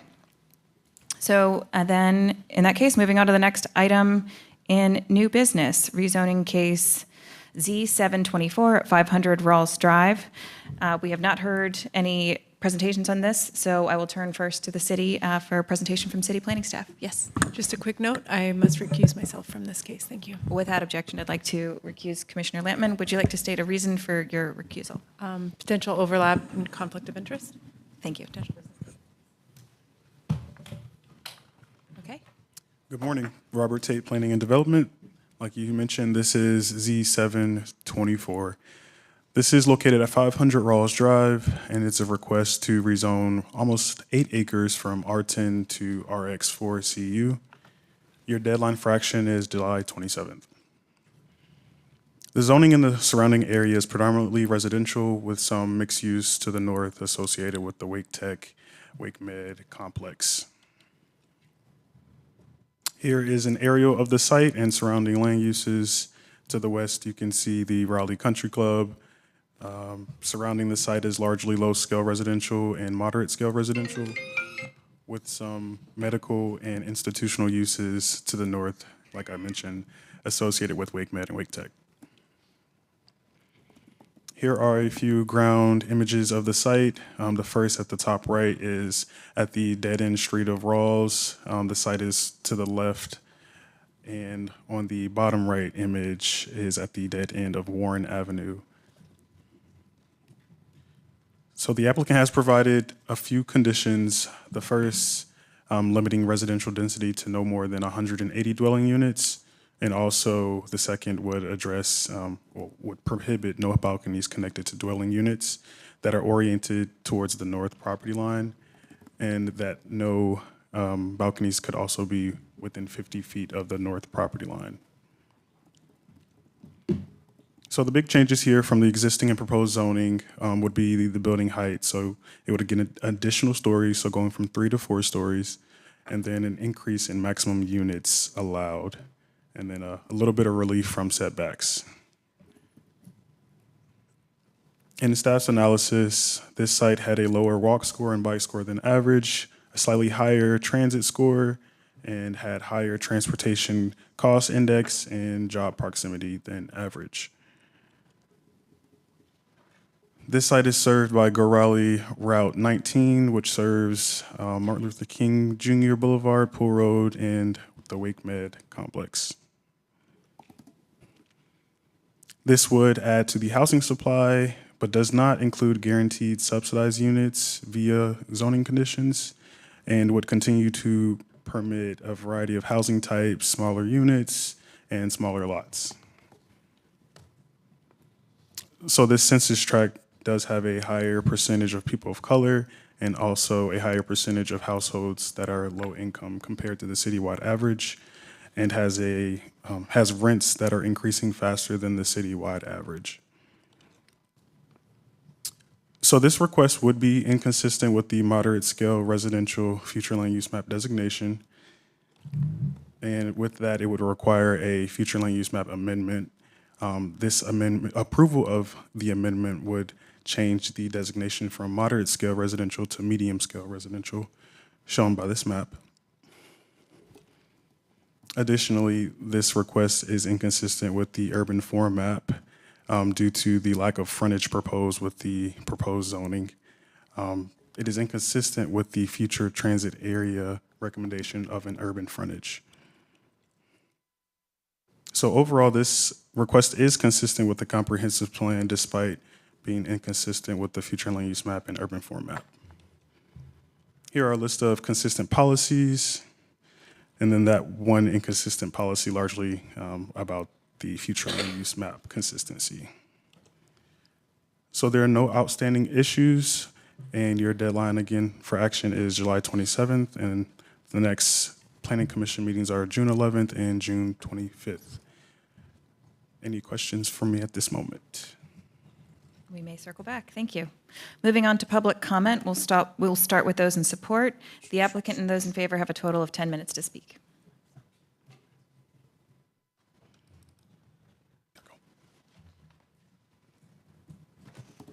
Good morning, Planning Commissioners. Isabel Maddox here with Nichols and Crampton. My address is 3700 Glenwood, Suite 500, Raleigh 27612. I'm here today with my client, Charlie Heritage of South Creek Development, and Emily Rothrock, our engineer. That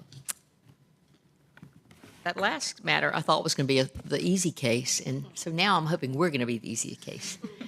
This is a completely affordable development. South Creek, this is their 4th project in Raleigh. They've got one that's built, one that's under construction, one that's in the plan approval process, SPR process, and now this one in rezoning. So we're, their projects are 100% affordable, ranging from 30 to 70% of AMI, but mostly 60% or lower. Just to go, this is on Rawls Drive, and Robert's done a good job of sort of setting up the case. We're rezoning from R10 to RX4 conditional use. Again, it is a LIHTC project for development of up to 180 affordable units. And so it is in the frequent transit area. And so you say, why not just use the bonuses that are over there? And there's just, as Mr. O'Haver pointed out, the frequent transit option just doesn't work all that well. And so there's some things that would be required under that option that don't really work as well for us. aerial zoning map. And then this is our concept plan. You can see there's a major stream running through the property. And so there are some environmentally sensitive areas. And because of those, we want to make the most efficient use of the land area. We want to go 4 stories as opposed to 3. But we do expect to keep it under 50 feet. There's some possible issues with some grades that we might go a little bit over 50 if we have to build a retaining wall. But for the most part, these will be within the 50-foot, which is the 3-story limit. And one of our conditions is to assure the neighbors on Haven Drive, which is to our immediate north, a single-family neighborhood, that we wouldn't have balconies looking over their backyard. So we've included a requirement that no balcony would be within 50 feet of our north property line to kind of make sure their privacy was maintained. We capped it at 180 units. It'll probably be slightly smaller than that in reality. But there are a couple of issues in the staff report. The first one is the future land use map. It is specified as being in the moderate density. This would be about 23 units to the acre, a little bit higher than that. But it is in a frequent transit area, which would allow more density. So it's that issue that you're seeing over and over, that this is an area where there is bus service. The city has said it's appropriate for higher density through frequent transit. We're not pulling the frequent transit trigger for a couple of different reasons. Another issue, one of the reasons is we do expect to connect a street between Warren right here and Rawls. We'll probably extend up here, and then but it'll be a multifamily street winding its way through the project. And with that, it makes it very difficult to maintain an urban frontage. This street will be, something like that probably. My engineer's here; she can draw a lot straighter lines than I can. But there probably will be some parking between the street and the building, and that doesn't work in the urban frontage streets. So that's one of the reasons we have not used the frequent transit option, because of the requirement that you have an urban frontage there. And in this case, urban frontage doesn't work on that multifamily street. There may have been one other issue that I wanted to speak on. We talked about the 4 stories. We are requesting 4 stories, but expecting to keep it 50 feet or lower. And just to summarize our case, let me get rid of that. We are adding up to 180 units of affordable housing. We are being protective of the single-family neighborhood to the north by making sure those balconies stay away from that northern line. We will be adding significant road and infrastructure to this project. There will be, not only will there be a street connecting Warren and Rawls, there'll also be a water line, sewer line extensions there. And we think that 4 stories in this location, allows a little bit lower impervious, better protection of environmentally sensitive areas. So we think it's appropriate. And I think that the issues laid out in the staff report, and I think the staff would even agree that those are mostly technicalities. So we'd appreciate your support, certainly available for any questions. Thank you very much. Are there any other members of the public who would like to speak in support of this project? Seeing none, we will move on to the opposition. Those opposed to this project have a total of 10 minutes to speak. Please come to the podium and introduce yourself.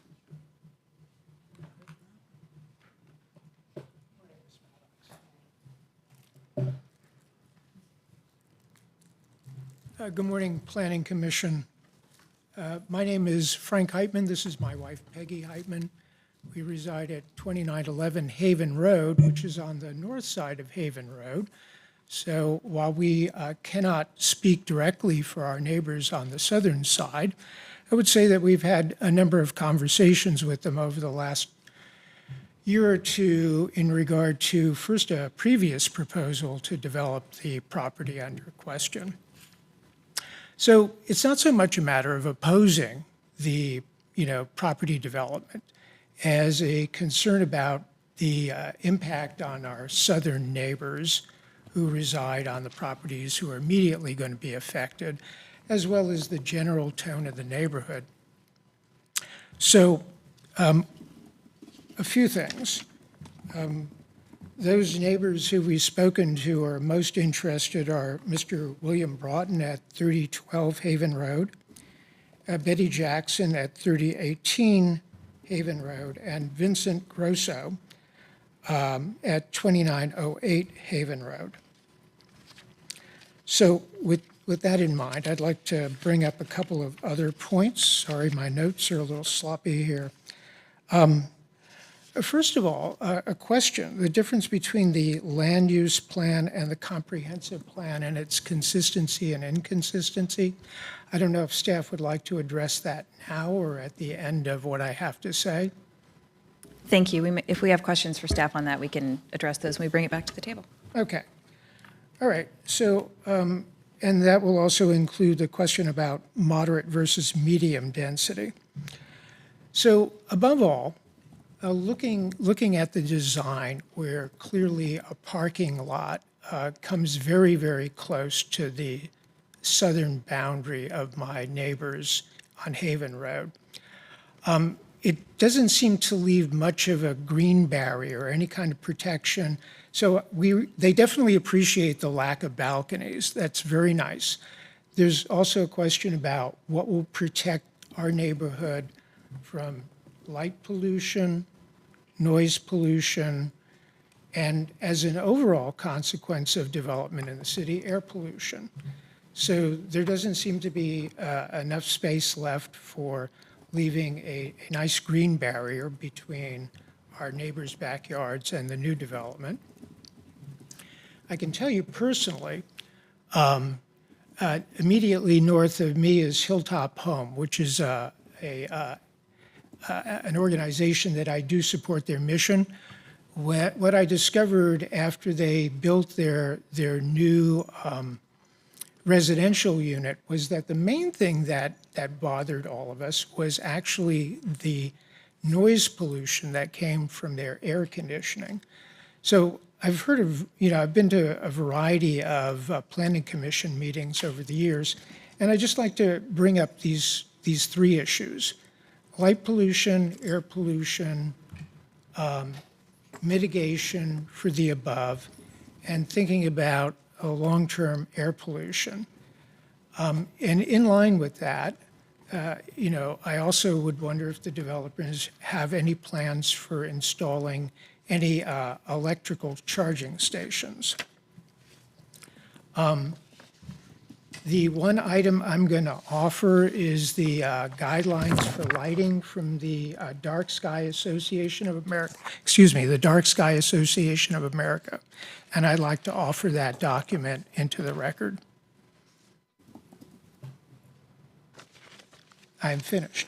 I would like to say that I am concerned about the traffic that it's going to, and just more bodies, more vehicles is going to incur in my neighborhood. Thank you. Thank you. Thank you very much. Are there any other members of the public who would like to speak in opposition to this project? Then, seeing none, we can bring this back to the table. Was there? Respond to some of their comments? We may have some questions for that, for you in just a moment with that. Would anyone like to start us off at the table with questions or comments? Yes, Vice Chair Raines. Thank you. A couple of quick questions for the applicant. They mentioned that the frequent transit opportunities for affordable housing are not being applied in this case. If they can be a little bit more specific on the reasons, that'd be helpful for us and also council going forward. We have had discussions about affordable housing on previous cases, so I would like specifics. And then if it sounds like there's going to be a road along the north side next to the neighbors, if there is a road or any sort of improvements, I think I would like more clarification or additional condition that adds a certain type of buffer per UDO standards along that edge. Thank you very much. So that's a question for the applicant about a little more detail on why the frequent transit opportunity is not being applied in this case. We'll start there.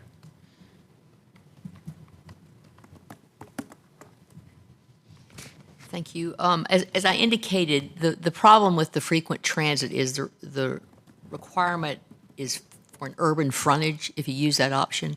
And the urban frontage is really difficult for us to employ in this location because of a multifamily street, which is going to be somewhat of a winding street through the neighborhood. And it's just really difficult to build those. I mean, the proximity, I think, will be pretty close to 20 feet building to the multifamily street. But I think we will have, like, it'll be a street that goes through a double loaded with parking. And so the prohibition of parking between the building and the street will be a difficult one to satisfy. And I know the city doesn't have a parking requirement, but North Carolina Housing Finance does. And so we've got to comply with that. That's about, I think, I was talking to my client earlier, I think around 1.7 per unit parking.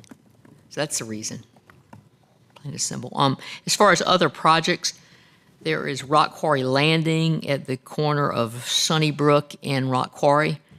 There's the terrace at Rock Quarry, which is just north of that project, which is a senior affordable development. And then there's 919 Crosslink Road, which is the one that's in the planning process now. Were there other questions? Yes, I think there was a question about, on the road to the north, more clarifications or potential conditions about the buffer. Yeah, the buffer there, to respond to the neighbor's question, the buffer will be a 20-foot wide planted buffer with a fence. We're hoping to keep the buildings under 50, so we won't have to do the full 50-foot, but we think the 20-foot buffer with the fence, heavy landscaping, will be an adequate buffer. We're talking about buffering residential from residential. I mean, they're apartments from single family, but we think it'll be a gracious buffer. On light pollution, my engineer does confirm that the Duke Energy plan will be dark sky compliant. And, you know, the city has a pretty stringent lighting ordinance anyway to require cutoffs and shielded light fixtures. But then Duke Power is coming in, and Emily, you can testify to that it will be dark sky compliant. Their lights that are selected will meet that downlighting requirement, and they're rated for that. Would you like to say that into the microphone so that others can refer back to it? Also, there will be some charging stations, four charging stations on this development. I'm Emily Rothrock. I'm a landscape architect with ESP Associates. So when we work through our lighting plans with Duke Energy, if you look at their specs online and what we've been using for these apartment facilities, they're down lighting and they are dark sky rated lights. So that comes from the power company. They're either rented or purchase poles, typically rented. Thank you very much. And since we're on a roll about light and pollution and charging stations, would the applicant like to respond about concerns about noise as well? I don't really have a lot to say about noise. I mean, these are people.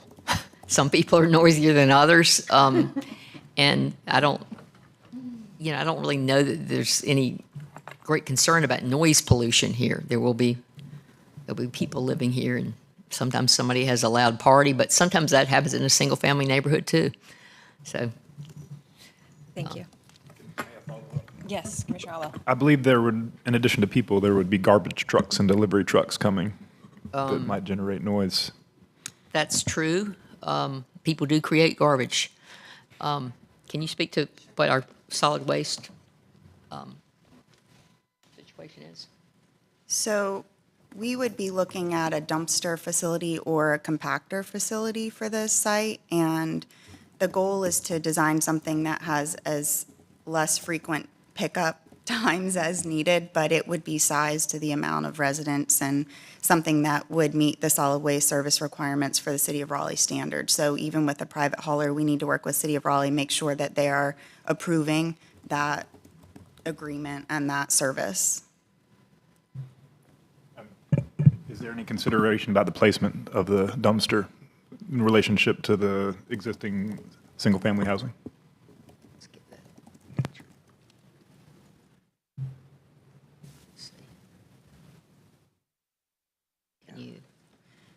So right now, we're looking at the trash location up here. This site is pretty challenging. We had a sketch plan meeting with the city and got some feedback on some of the perimeter requirements as well as the environmental features and topography. So what we would like to do as we move forward, this is a concept plan.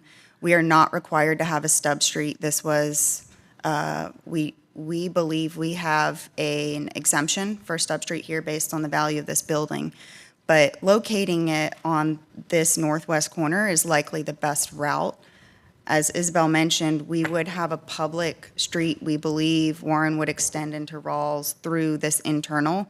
The city was not excited about this being the public street. So this would be a private parking area and trash located off of that private. If we can bring it internal and get the turning radii, we would love to do that. So again, this is conceptual. But here, that's not a single family. That's right. So there is a good distance here. We're trying to keep it off the north property line and trying to make sure that it's away from and circulation is appropriate. We anticipate the community center for the neighborhood to be in this building, and so the proximity to that and the playground is also important. Thank you. Commissioner Bennett. Excuse me. The member of the public who spoke asked a couple questions, so I'll just ask those of staff so we can get those answers for him. He asked about the difference between the UDO and the comprehensive plan and the difference between medium and moderate scale residential. Yeah, sure. So the UDO is regulatory, so it's essentially like laws. They have to follow those specific rules outlined in the UDO. And the comp plan is essentially a guidebook, a vision book full of recommendations and policies for land growth and development in the city. Thank you. And what was the second? Medium and moderate. Okay. So moderate scale is largely associated with the R6, R10, and in some instances, the RX3 and RX4 zoning districts. They're usually found within the context of mixed-use neighborhoods, so you'll find single-family homes, garden-style apartments, duplexes, things like that, and a moderate-scale residential designation. Medium scale is a little bit more intensive, where you'll largely find garden-style apartments, townhomes, condos, less likely to find single-family, and it's more associated with the residential mixed-use zoning district. Thank you. Other questions from the commissioners? Comments? Commissioner Reeves. So two quick questions. One, or just to start off by saying, really happy to see another 100% affordable LIHTC project. We need more of them. You mentioned no balconies on the north side. Was that correct? Within 50 feet. Within 50 feet of the, okay. Was that, just curious, is that something y'all did preemptively, or is that something that was a request by the neighborhood? Okay. Okay. And all the rest of the units would have balconies? Yeah, well, I don't know that all of them will have balconies, but a lot of them will. I don't know that's 100% decided. That was a concern. The neighbors said that they're going to be out on their balconies looking right down in my backyard, and we said, we'll give you some space. Yeah. So it won't be that close. Yeah. I got you. And I just bring that up just because I have lived in price-controlled apartments here and in other cities, and it's, you know, it's really nice to have the same amenities that a market rate apartment would have when you can't afford market rate rent. It's nice to feel like you live in a normal place. So, I know it's up to the developer ultimately, but I would love to see it all have the same amenities. The other thing I was going to mention is you had mentioned this would be 100% affordable LIHTC. And other rezonings we've seen for those kind of projects, it's a condition that the price is set. And I'm just curious why this one does not have that. What, the condition of the affordable units or the condition? Yes. Well, we don't have that because, as you know, when you go to North Carolina Housing Finance, you've got to go get the award, get it through the beauty pageant. And it's really limiting if you get this zoning with affordable and then you don't get that, then that really, challenges the property. But I'm not sure where this is in the process, but I think we still have to go through that process. Okay. But this is the only thing this particular developer, they have it under contract, and this is the only thing they do is affordable. I guess I since we see it in other rezonings where it is set, it would be nice to see here, because then if that project falls through, you're looking at a much different plan for the property and a whole different set of circumstances. So I think probably what we would then have to go to is a percent. Mr. Heritage may be able to speak on this a little bit better than I. He is the developer. Hey, good morning. Charlie Heritage with South Creek Development. This is all we do in 3 states, and it's all affordable. And like Isabel said, this is our 4th one in Raleigh. We're looking at more. We love it here. Love working with the planning staff and permitting, even though it takes a long time. Everybody there's great. But as far as locking into the affordableness, I think it's so we've got this under contract, and nothing's a guarantee, obviously, but we are applying for 4% credits, which is different than the 9%, where the 9% is competitive, and there's a chance that you could get rezoning and then not win an award. With the 4% credits, it's more likely that you will move forward. We have not had one yet where we got the 4% credits that we didn't move forward. So rezoning is a condition of getting those credits. And then the only thing that holds you back is, I don't want to say the only thing, because there's something that could come up that I'm not aware of. But on the 4% one, it's mainly a mechanism of financing. Like, do you have the financing in place? We're applying to the city of Raleigh and Wake County, as we've done on the other 3 projects, for funding. And so it's highly likely that if we get it rezoned, we will move forward with affordable, which we have to keep it affordable for a certain amount of time anyway. And so locking in on a rezoning, I'm not sure that, and they're not here, but the folks that I have it under contract with, I could see there could be some concern with them if that were a condition. Thank you. Does that answer your question? Yeah, no, it does. And I understand that, 4% and all that makes it highly likely. And I really want to see this kind of development happen. I think it just to keep it consistent with all the other rezonings we do, and we talked about another one earlier today with percentages of affordable housing. I think it would be good to see a condition that at least showed some sort of commitment to legal commitment to affordability there, just because we do it, we talk about it with every other case. I think it'd be possible, we'd have to get clearance from, obviously, the owner, because they got to sign the conditions, to do a percentage commitment. It's similar to what's been conditioned in other cases.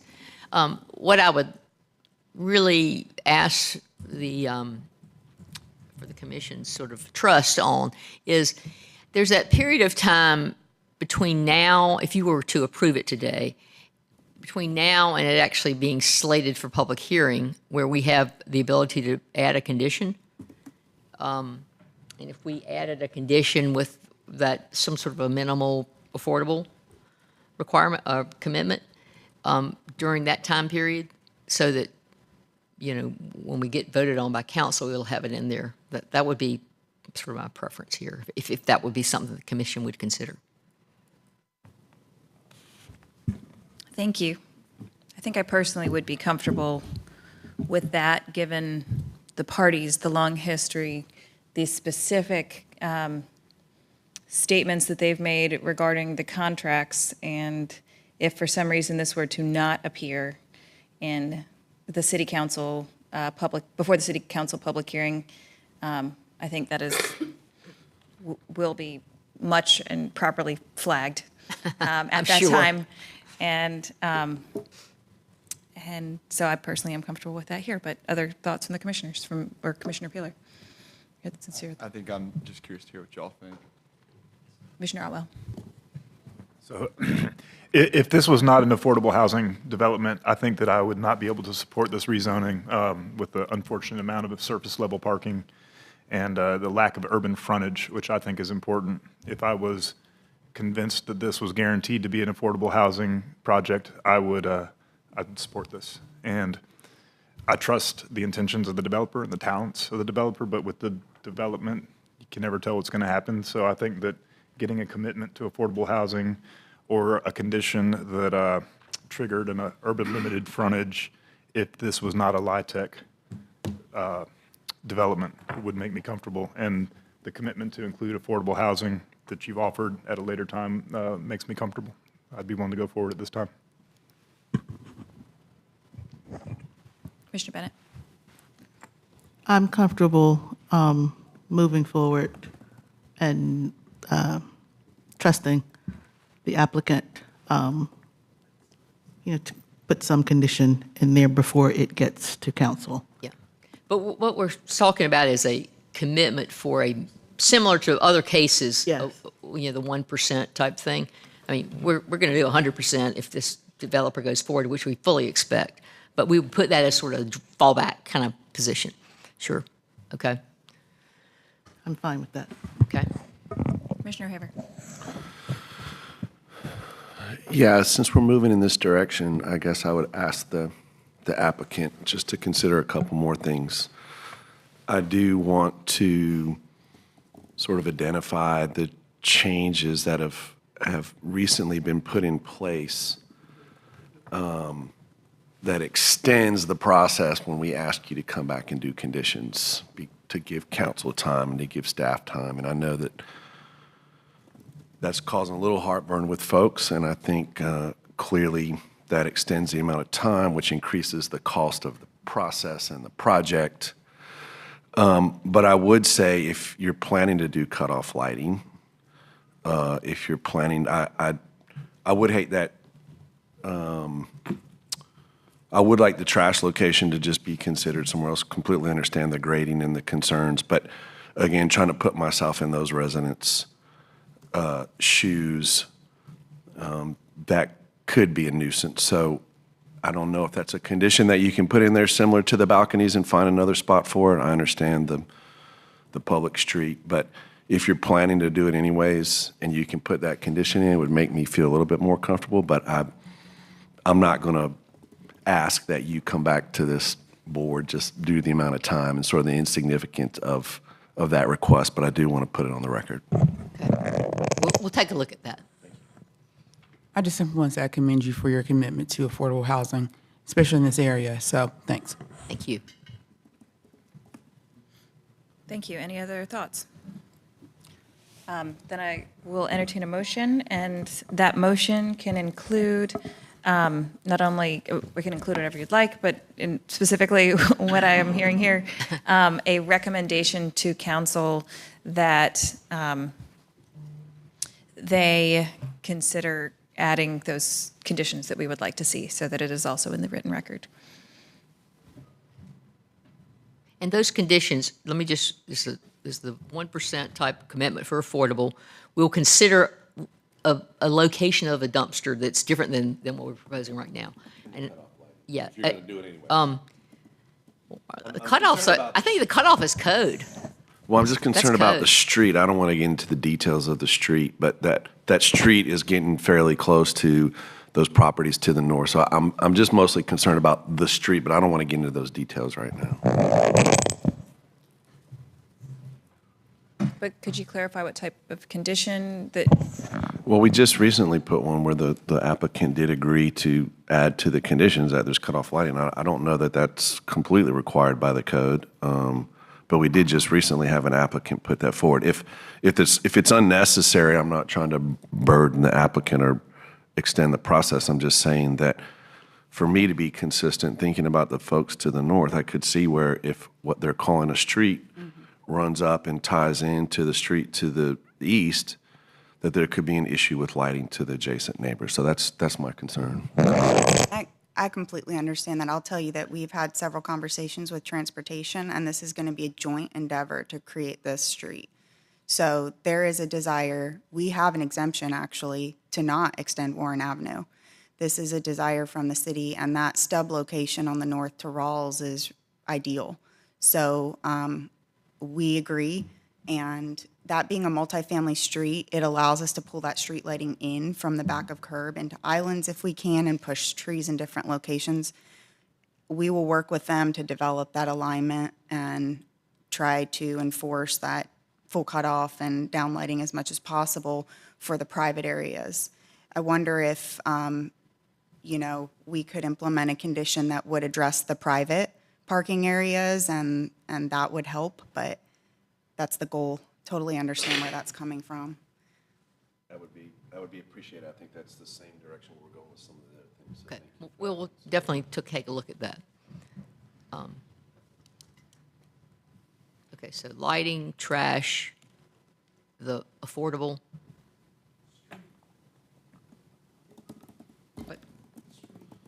Thank you. So yes, we have the affordable commitment, the lighting, and the dumpster location. Anything else from the Planning Commission? None. Yes, Commissioner Bennett. So I'm fine with all that, but I just, very quickly, I want to make sure, while we're being sensitive to the surrounding neighbors, we're also being sensitive to these residents who are going to live here. So I'm fine with the dumpster where it is. We've had conversations about dumpsters here that are going through my head. I won't rehash those, but sure, take a look at the dumpsters. I don't care about that one, but I want to make sure that if you move it, it's not to the detriment of the residents that are coming as well.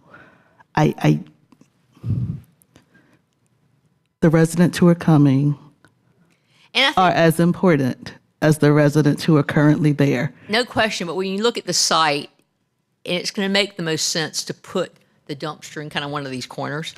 And that's why I'm not in saying the I center don't. of the site, just so you can have I'm fine best with- flexibility. So I think that's going to work for both parties. That's why I was making the comment that Point well taken. yes, I'm fine with that. I also agree with Commissioner Reeves' comment about, low-income housing also having market rate housing type amenities. But I understand this was done in response to neighbor concerns. And perhaps if this were market rate, they would have the same concerns about the balconies, perhaps. But I do want to say on the record that I agree with that comment. But I'm fine with this moving forward, honestly, as it is. I also appreciate the commitment to affordable housing, but I will go with my fellow commissioners. But I'm happy with it as it is. Thank you. Thank you. So perhaps, if it is the will of the commission, the recommendation could be with respect to affordable housing and cutoff lighting and the specific dumpster location, as opposed to signaling to council that it must move or be in any specific place, that we let the builder continue to have some flexibility on evaluating where that goes, especially since, at least in that corner, it's commercial to the west and not residential in that area currently as it sits. I'm fine. I think I agree with Commissioner Bennett. I'm happy to put this forward. I think council's been reading our comments. I think the comments are there. If they can add conditions, great. If not, the council will read those comments and they can sort of take a look at it at that time. So fully 100% behind recommending approval for this application. Thank you. And I appreciate the comments about the concerns about a lack of balconies as well. However, to Commissioner Otwell's other good point, if this were not an affordable housing project with this kind of height right next, and density right next to a single-family neighborhood, regardless of whether it was affordable, we'd probably have similar concerns with that, the buffering to the north. Yes, Mr. York? Did you have something? No. No, I was just going to say, the zoning condition doesn't say anything about there not being balconies. It just says if there are balconies, it'll be more than 50 feet from the northern property line, is my understanding. So I would assume that based on that diagram that they're showing, none of those buildings are within 50 feet. So all those buildings could have balconies. Right. That's the way I read the zoning condition. Yes, that's right. For that clarification. And I just confirmed that it's anticipated that all units have balconies. They'll be out and have their little fresh air. Okay. Yes, Vice Chair Raines. Thank you. I'd like to commend, as others have, the applicant for the intent of 100% for the site. I think that's really great for the city of Raleigh. This is not a condition question. I just want to know that I see some little areas for amenities. What is the intent for amenity space on the site?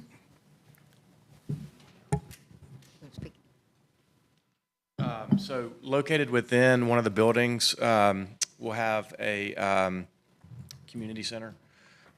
Normally it just has like a, not a commercial kitchen, just a space where if somebody's wanting to have a small gathering, there's a kitchen space there. There'll be a computer center where folks can do homework and that sort of thing. There will be just a community space. Normally it'll just, involve a few couches, a TV, just a place to gather, with, small area inside one of those buildings. The leasing office, there'll be a playground. There will also be a picnic shelter.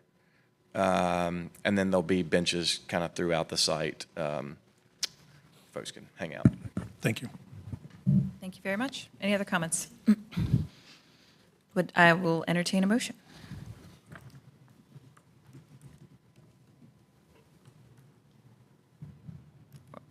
Yes, thank you.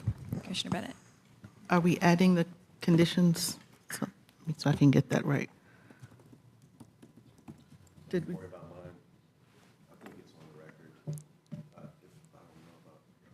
I will allow Commissioner Bennett to make any motion she would like.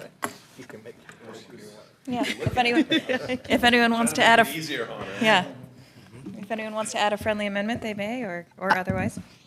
I move to recommend adoption of the proposed consistency statement dated May 28, 2024, contained in the agenda materials, and to recommend approval of the zoning amendment. This recommendation also includes an amendment to the future land use map to the extent described in the adopted consistency statement.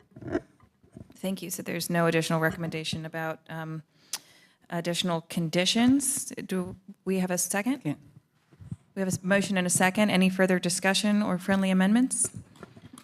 Seeing none, then by show of hands, all those in favor? Any opposed? That motion passes unanimously. Thank you. Thank you. Yes.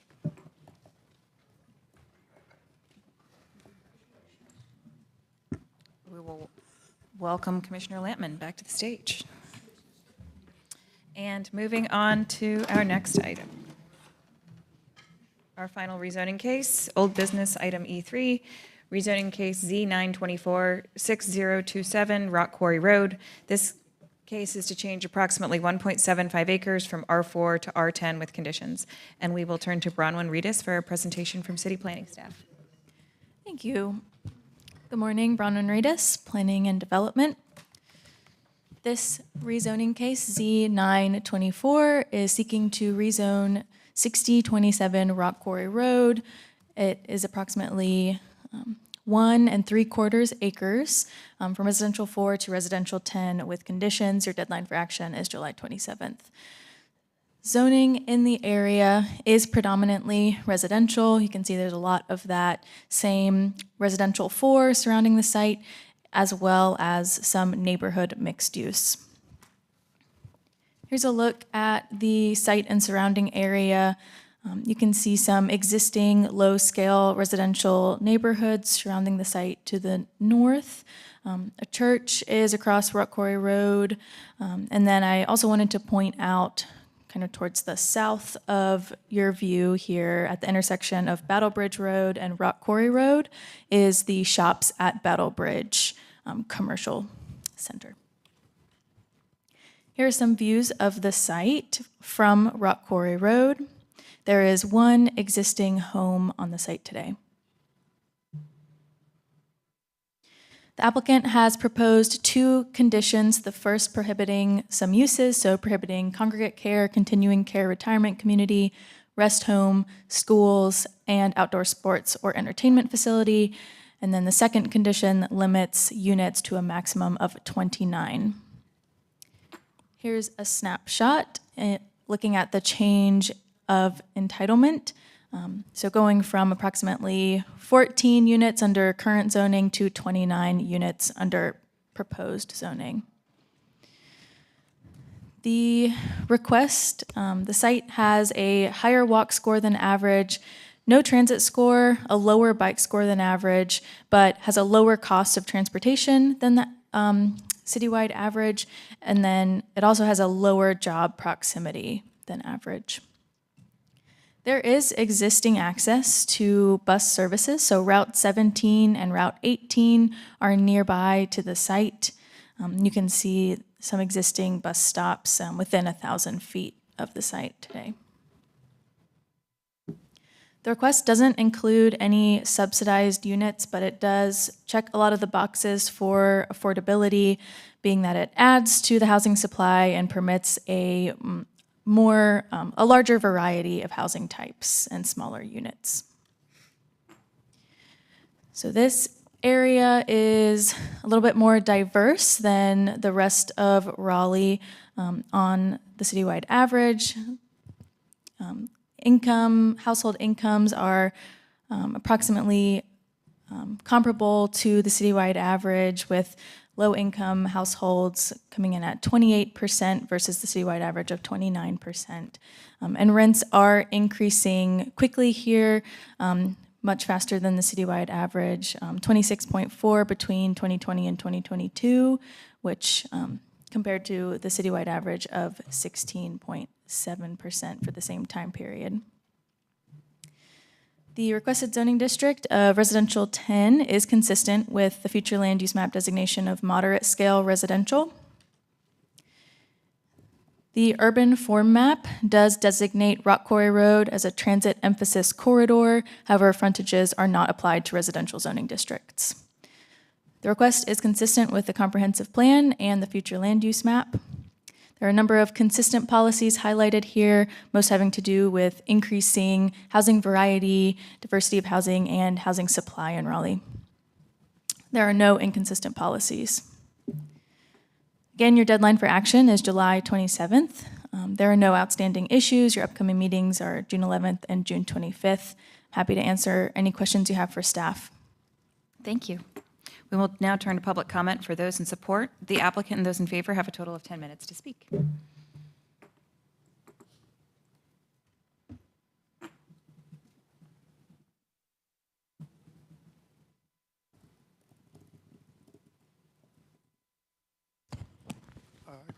Good morning again. Planning Commission Worth Mills here on behalf of the property owner and applicant for this case.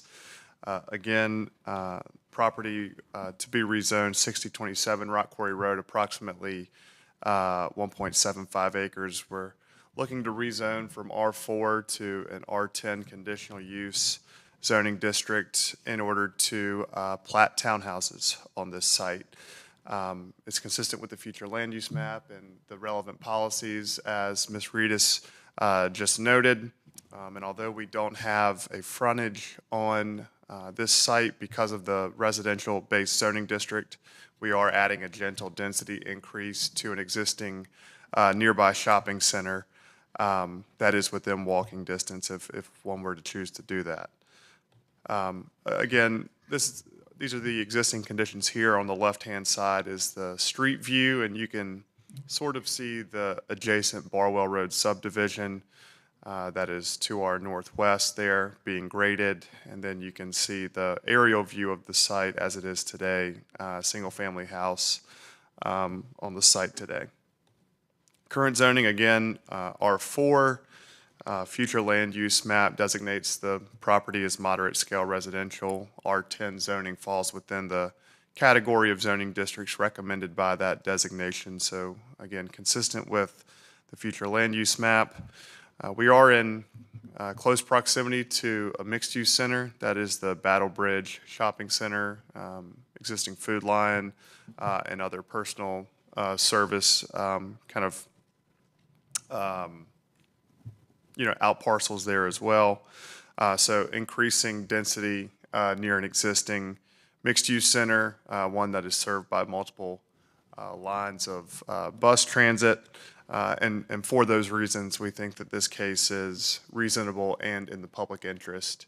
Happy to answer any questions that you have and appreciate your time this morning. Thank you. Thank you.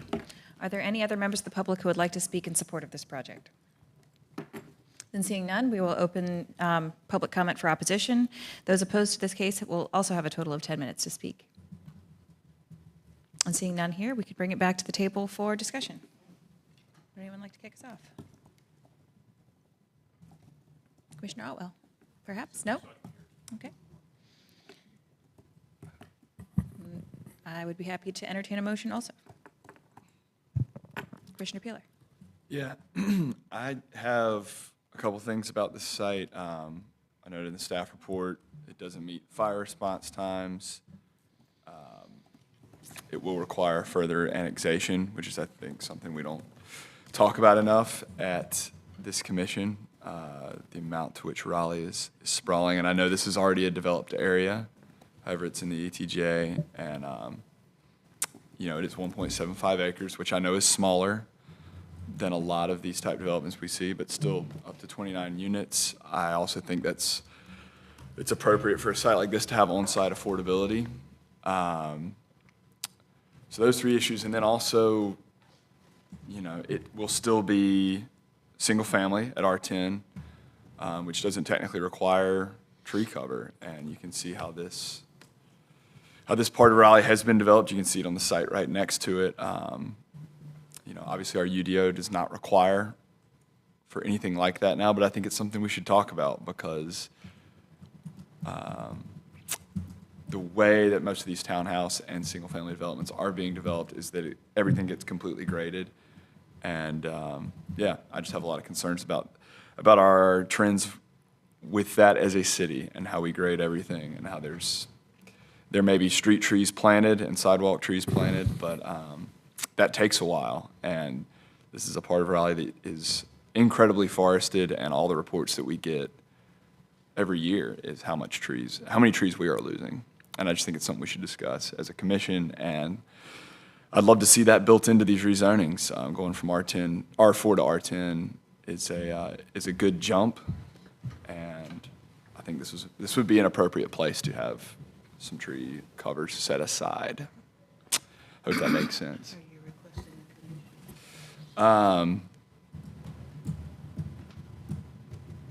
I guess so, yeah. I think that's something I'd want to see, yeah.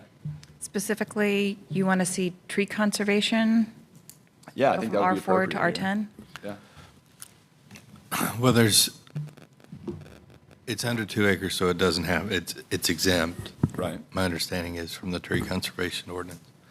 The site above is not exempt, and Sorry, say that. the site to the north and to the west, that's under development, had to comply with our tree conservation ordinance. And our tree conservation ordinance right now, I think, sort of caps at what we have the state authority to do, so.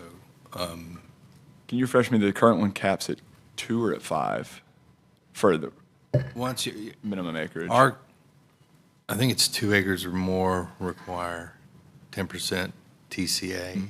And then depending on your development type, or if you have an even lower zoning designation, I think it requires 15% TCA. So that's what's required under the code. Commissioner Otwell? Thank you, Chair Miller. I have a question for staff.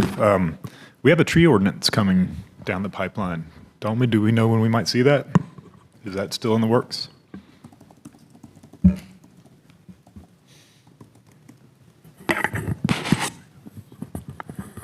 They're talking about trees, but we right now, I mean, as far as tree conservation, I don't believe there's been a tree conservation ordinance authorized. I think there's some talk about some planting requirements. GNR. We recently saw the study that showed the canopy study that came from Wake County, and I believe there was discussion about lowering the limit from 2 acres to 1 acre for the tree conservation. We looked at it at the Planning Commission a couple of years ago at a very preliminary Right, stage. the prior council had looked at that, but then did not take any action as far as authorizing. This council may, but my understanding is to date, they have not authorized anything. So this issue has been directly addressed with council, and they've chosen not to so far, correct? Yeah, so I guess in that case, I would not personally be comfortable asking the applicant to include a condition that council has decided should not apply across the board. But if it is a good policy for council to consider, then I like to say that that is above my pay grade, but it might be someone else's pay grade at some point as well. So but at this point, given that council has not taken that action, I won't. So TC 222 is about tech trees and is pending. Okay. Currently. Maybe it is. And GNR on June 25th Talking about. is expecting to discuss tree conservation issues. Thank you. So it might be coming already. Well, great. Look forward to seeing that. Any other thoughts from commissioners? Yes, Commissioner Haber. I want to point out that sometimes requiring additional tree conservation is going to make the site more difficult to develop and could, again, challenge us on affordable housing financing. So again, I just want to be careful about unintended consequences to say, I want more trees, but I want affordable housing on the site. I mean, I'm not a developer, I'm not a finance guy, but that can lead to challenging situations there. So I'm not concerned about this particular site. And again, hearing that there are discussions going on at GNR and at council, then I'm okay without including that condition. Thank you. And another good policy point. Even if it's not affordable, subsidized housing financing you're concerned about, it could increase the price of market rate housing as well across the board, which is also a big issue. Yes. Any other thoughts? Commissioner Bennett. I had a question about the recommendation from Parks and Rec for a dedication of a 50-foot greenway easement. I guess that's for the applicant. Is that a condition you're willing to consider?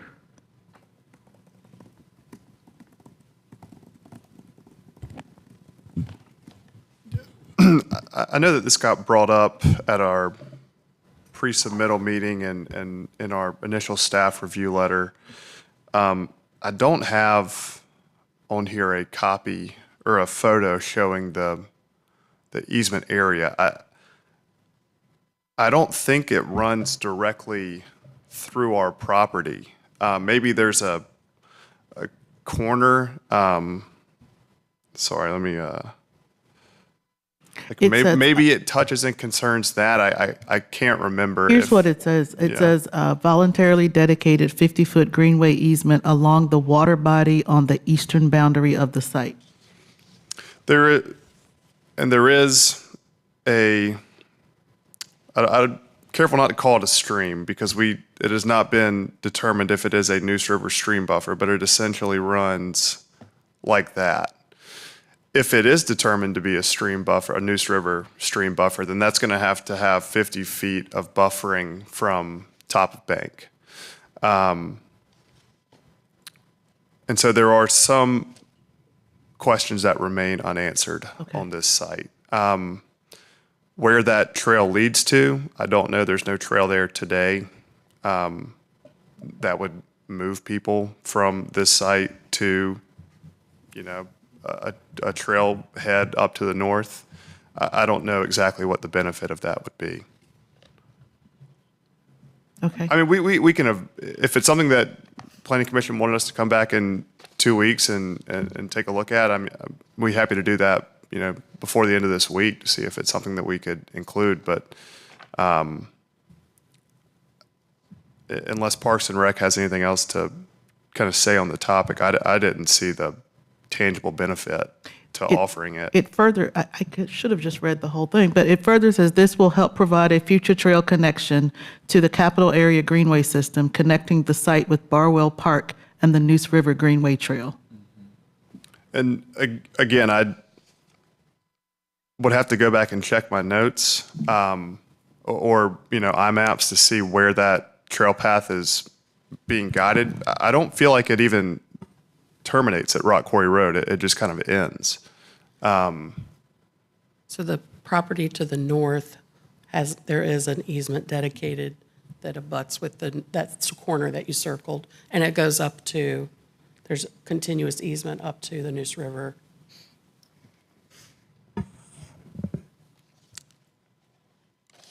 I would be happy to take a look at it if that's the will of the Planning Commission. So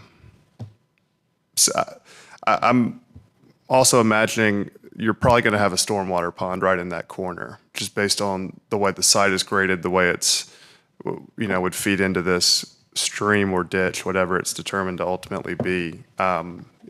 If there's room to provide an easement there, maybe that could work, but okay. It's just a big question mark right now on this whole eastern boundary of the property. Thank you. If you're willing to come back and take a look at that issue and come back in 2 weeks with a proposition on it, we would, I think, appreciate that. Yep.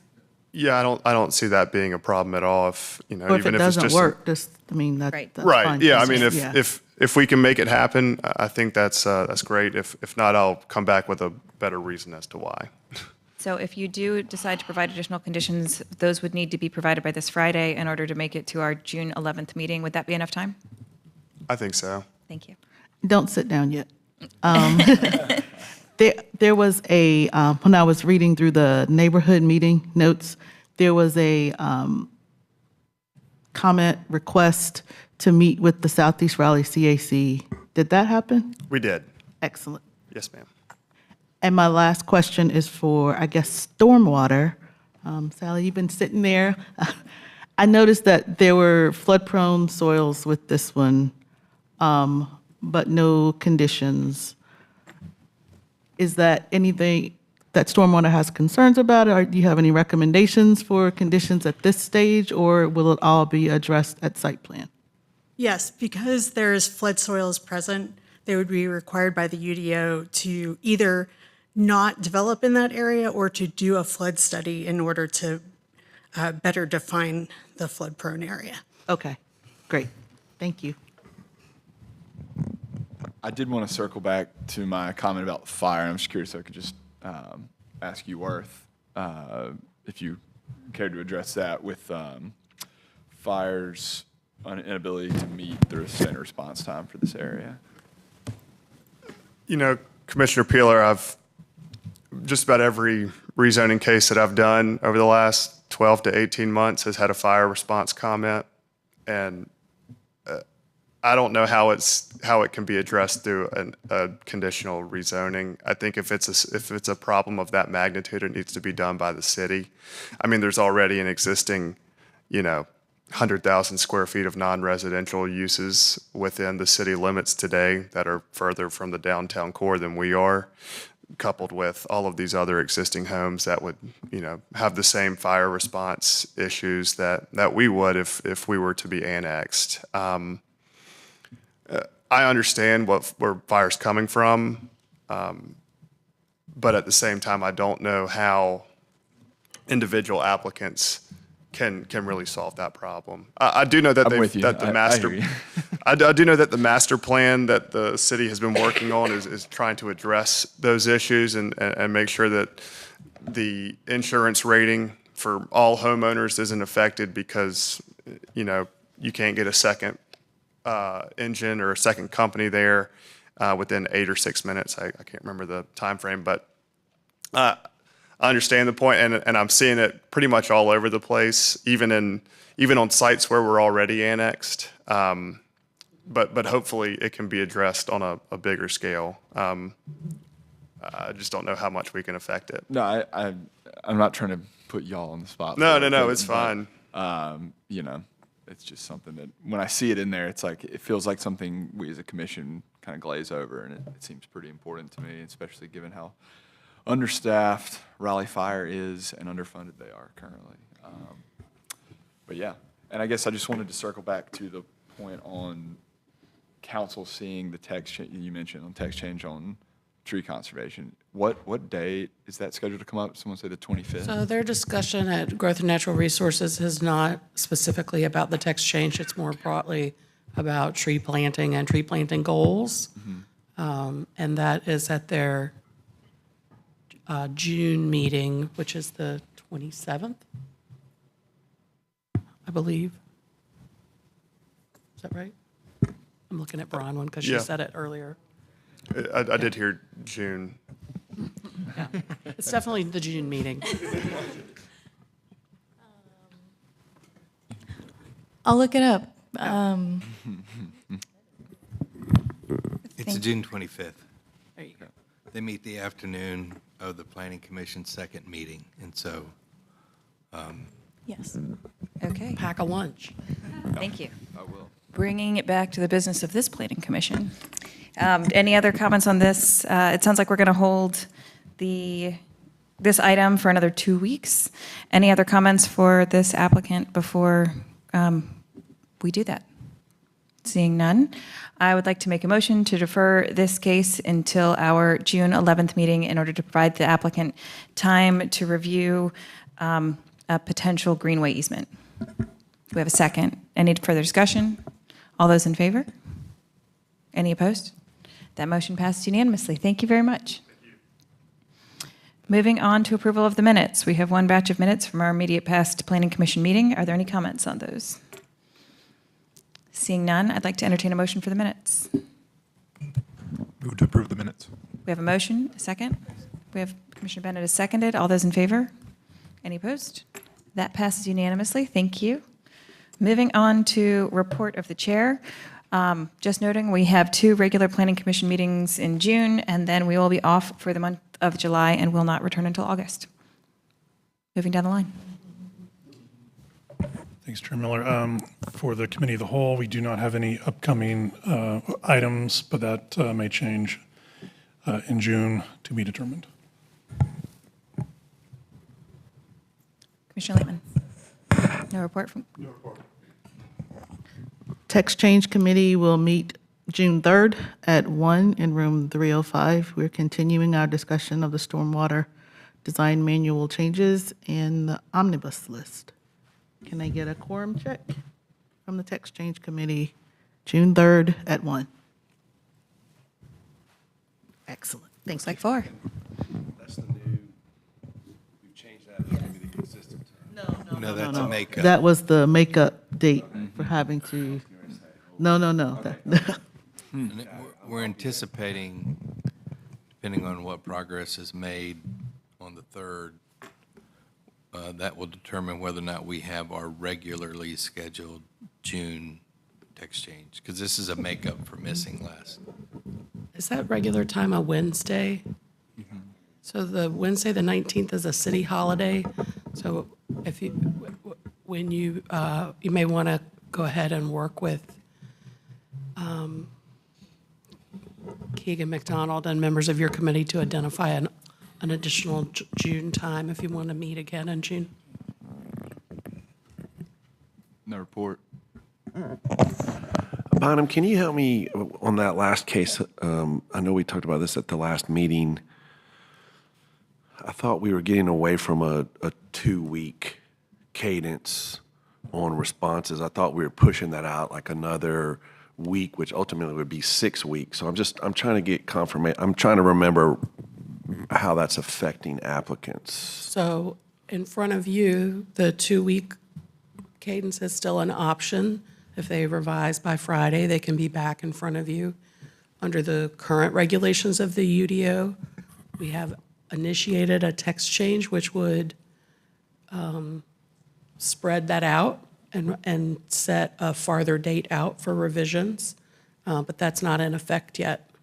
Oh, but I thought one of the previous applicants at the last meeting, I thought they had said that was. So the report of Planning Commission has been slowed. Okay.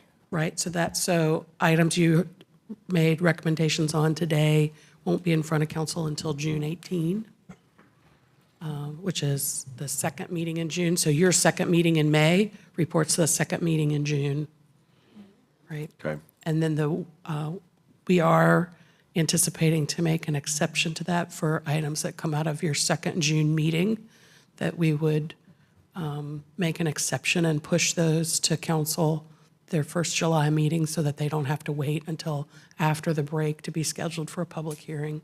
Okay. Right? All right, thank you. But it's a lot easier for us to do that occasionally than every time. Yeah, it's just I want to make sure, and I'll probably confirm again offline, but I am getting some comments from applicants about the process, how it's, extending the process and some concerns about that. So I'll just keep asking questions about it. I will say, to balance that, we have also brought forward a text change that would allow applicants to modify the case after the public hearing is set, but before it happens, because that's usually about a month-long window.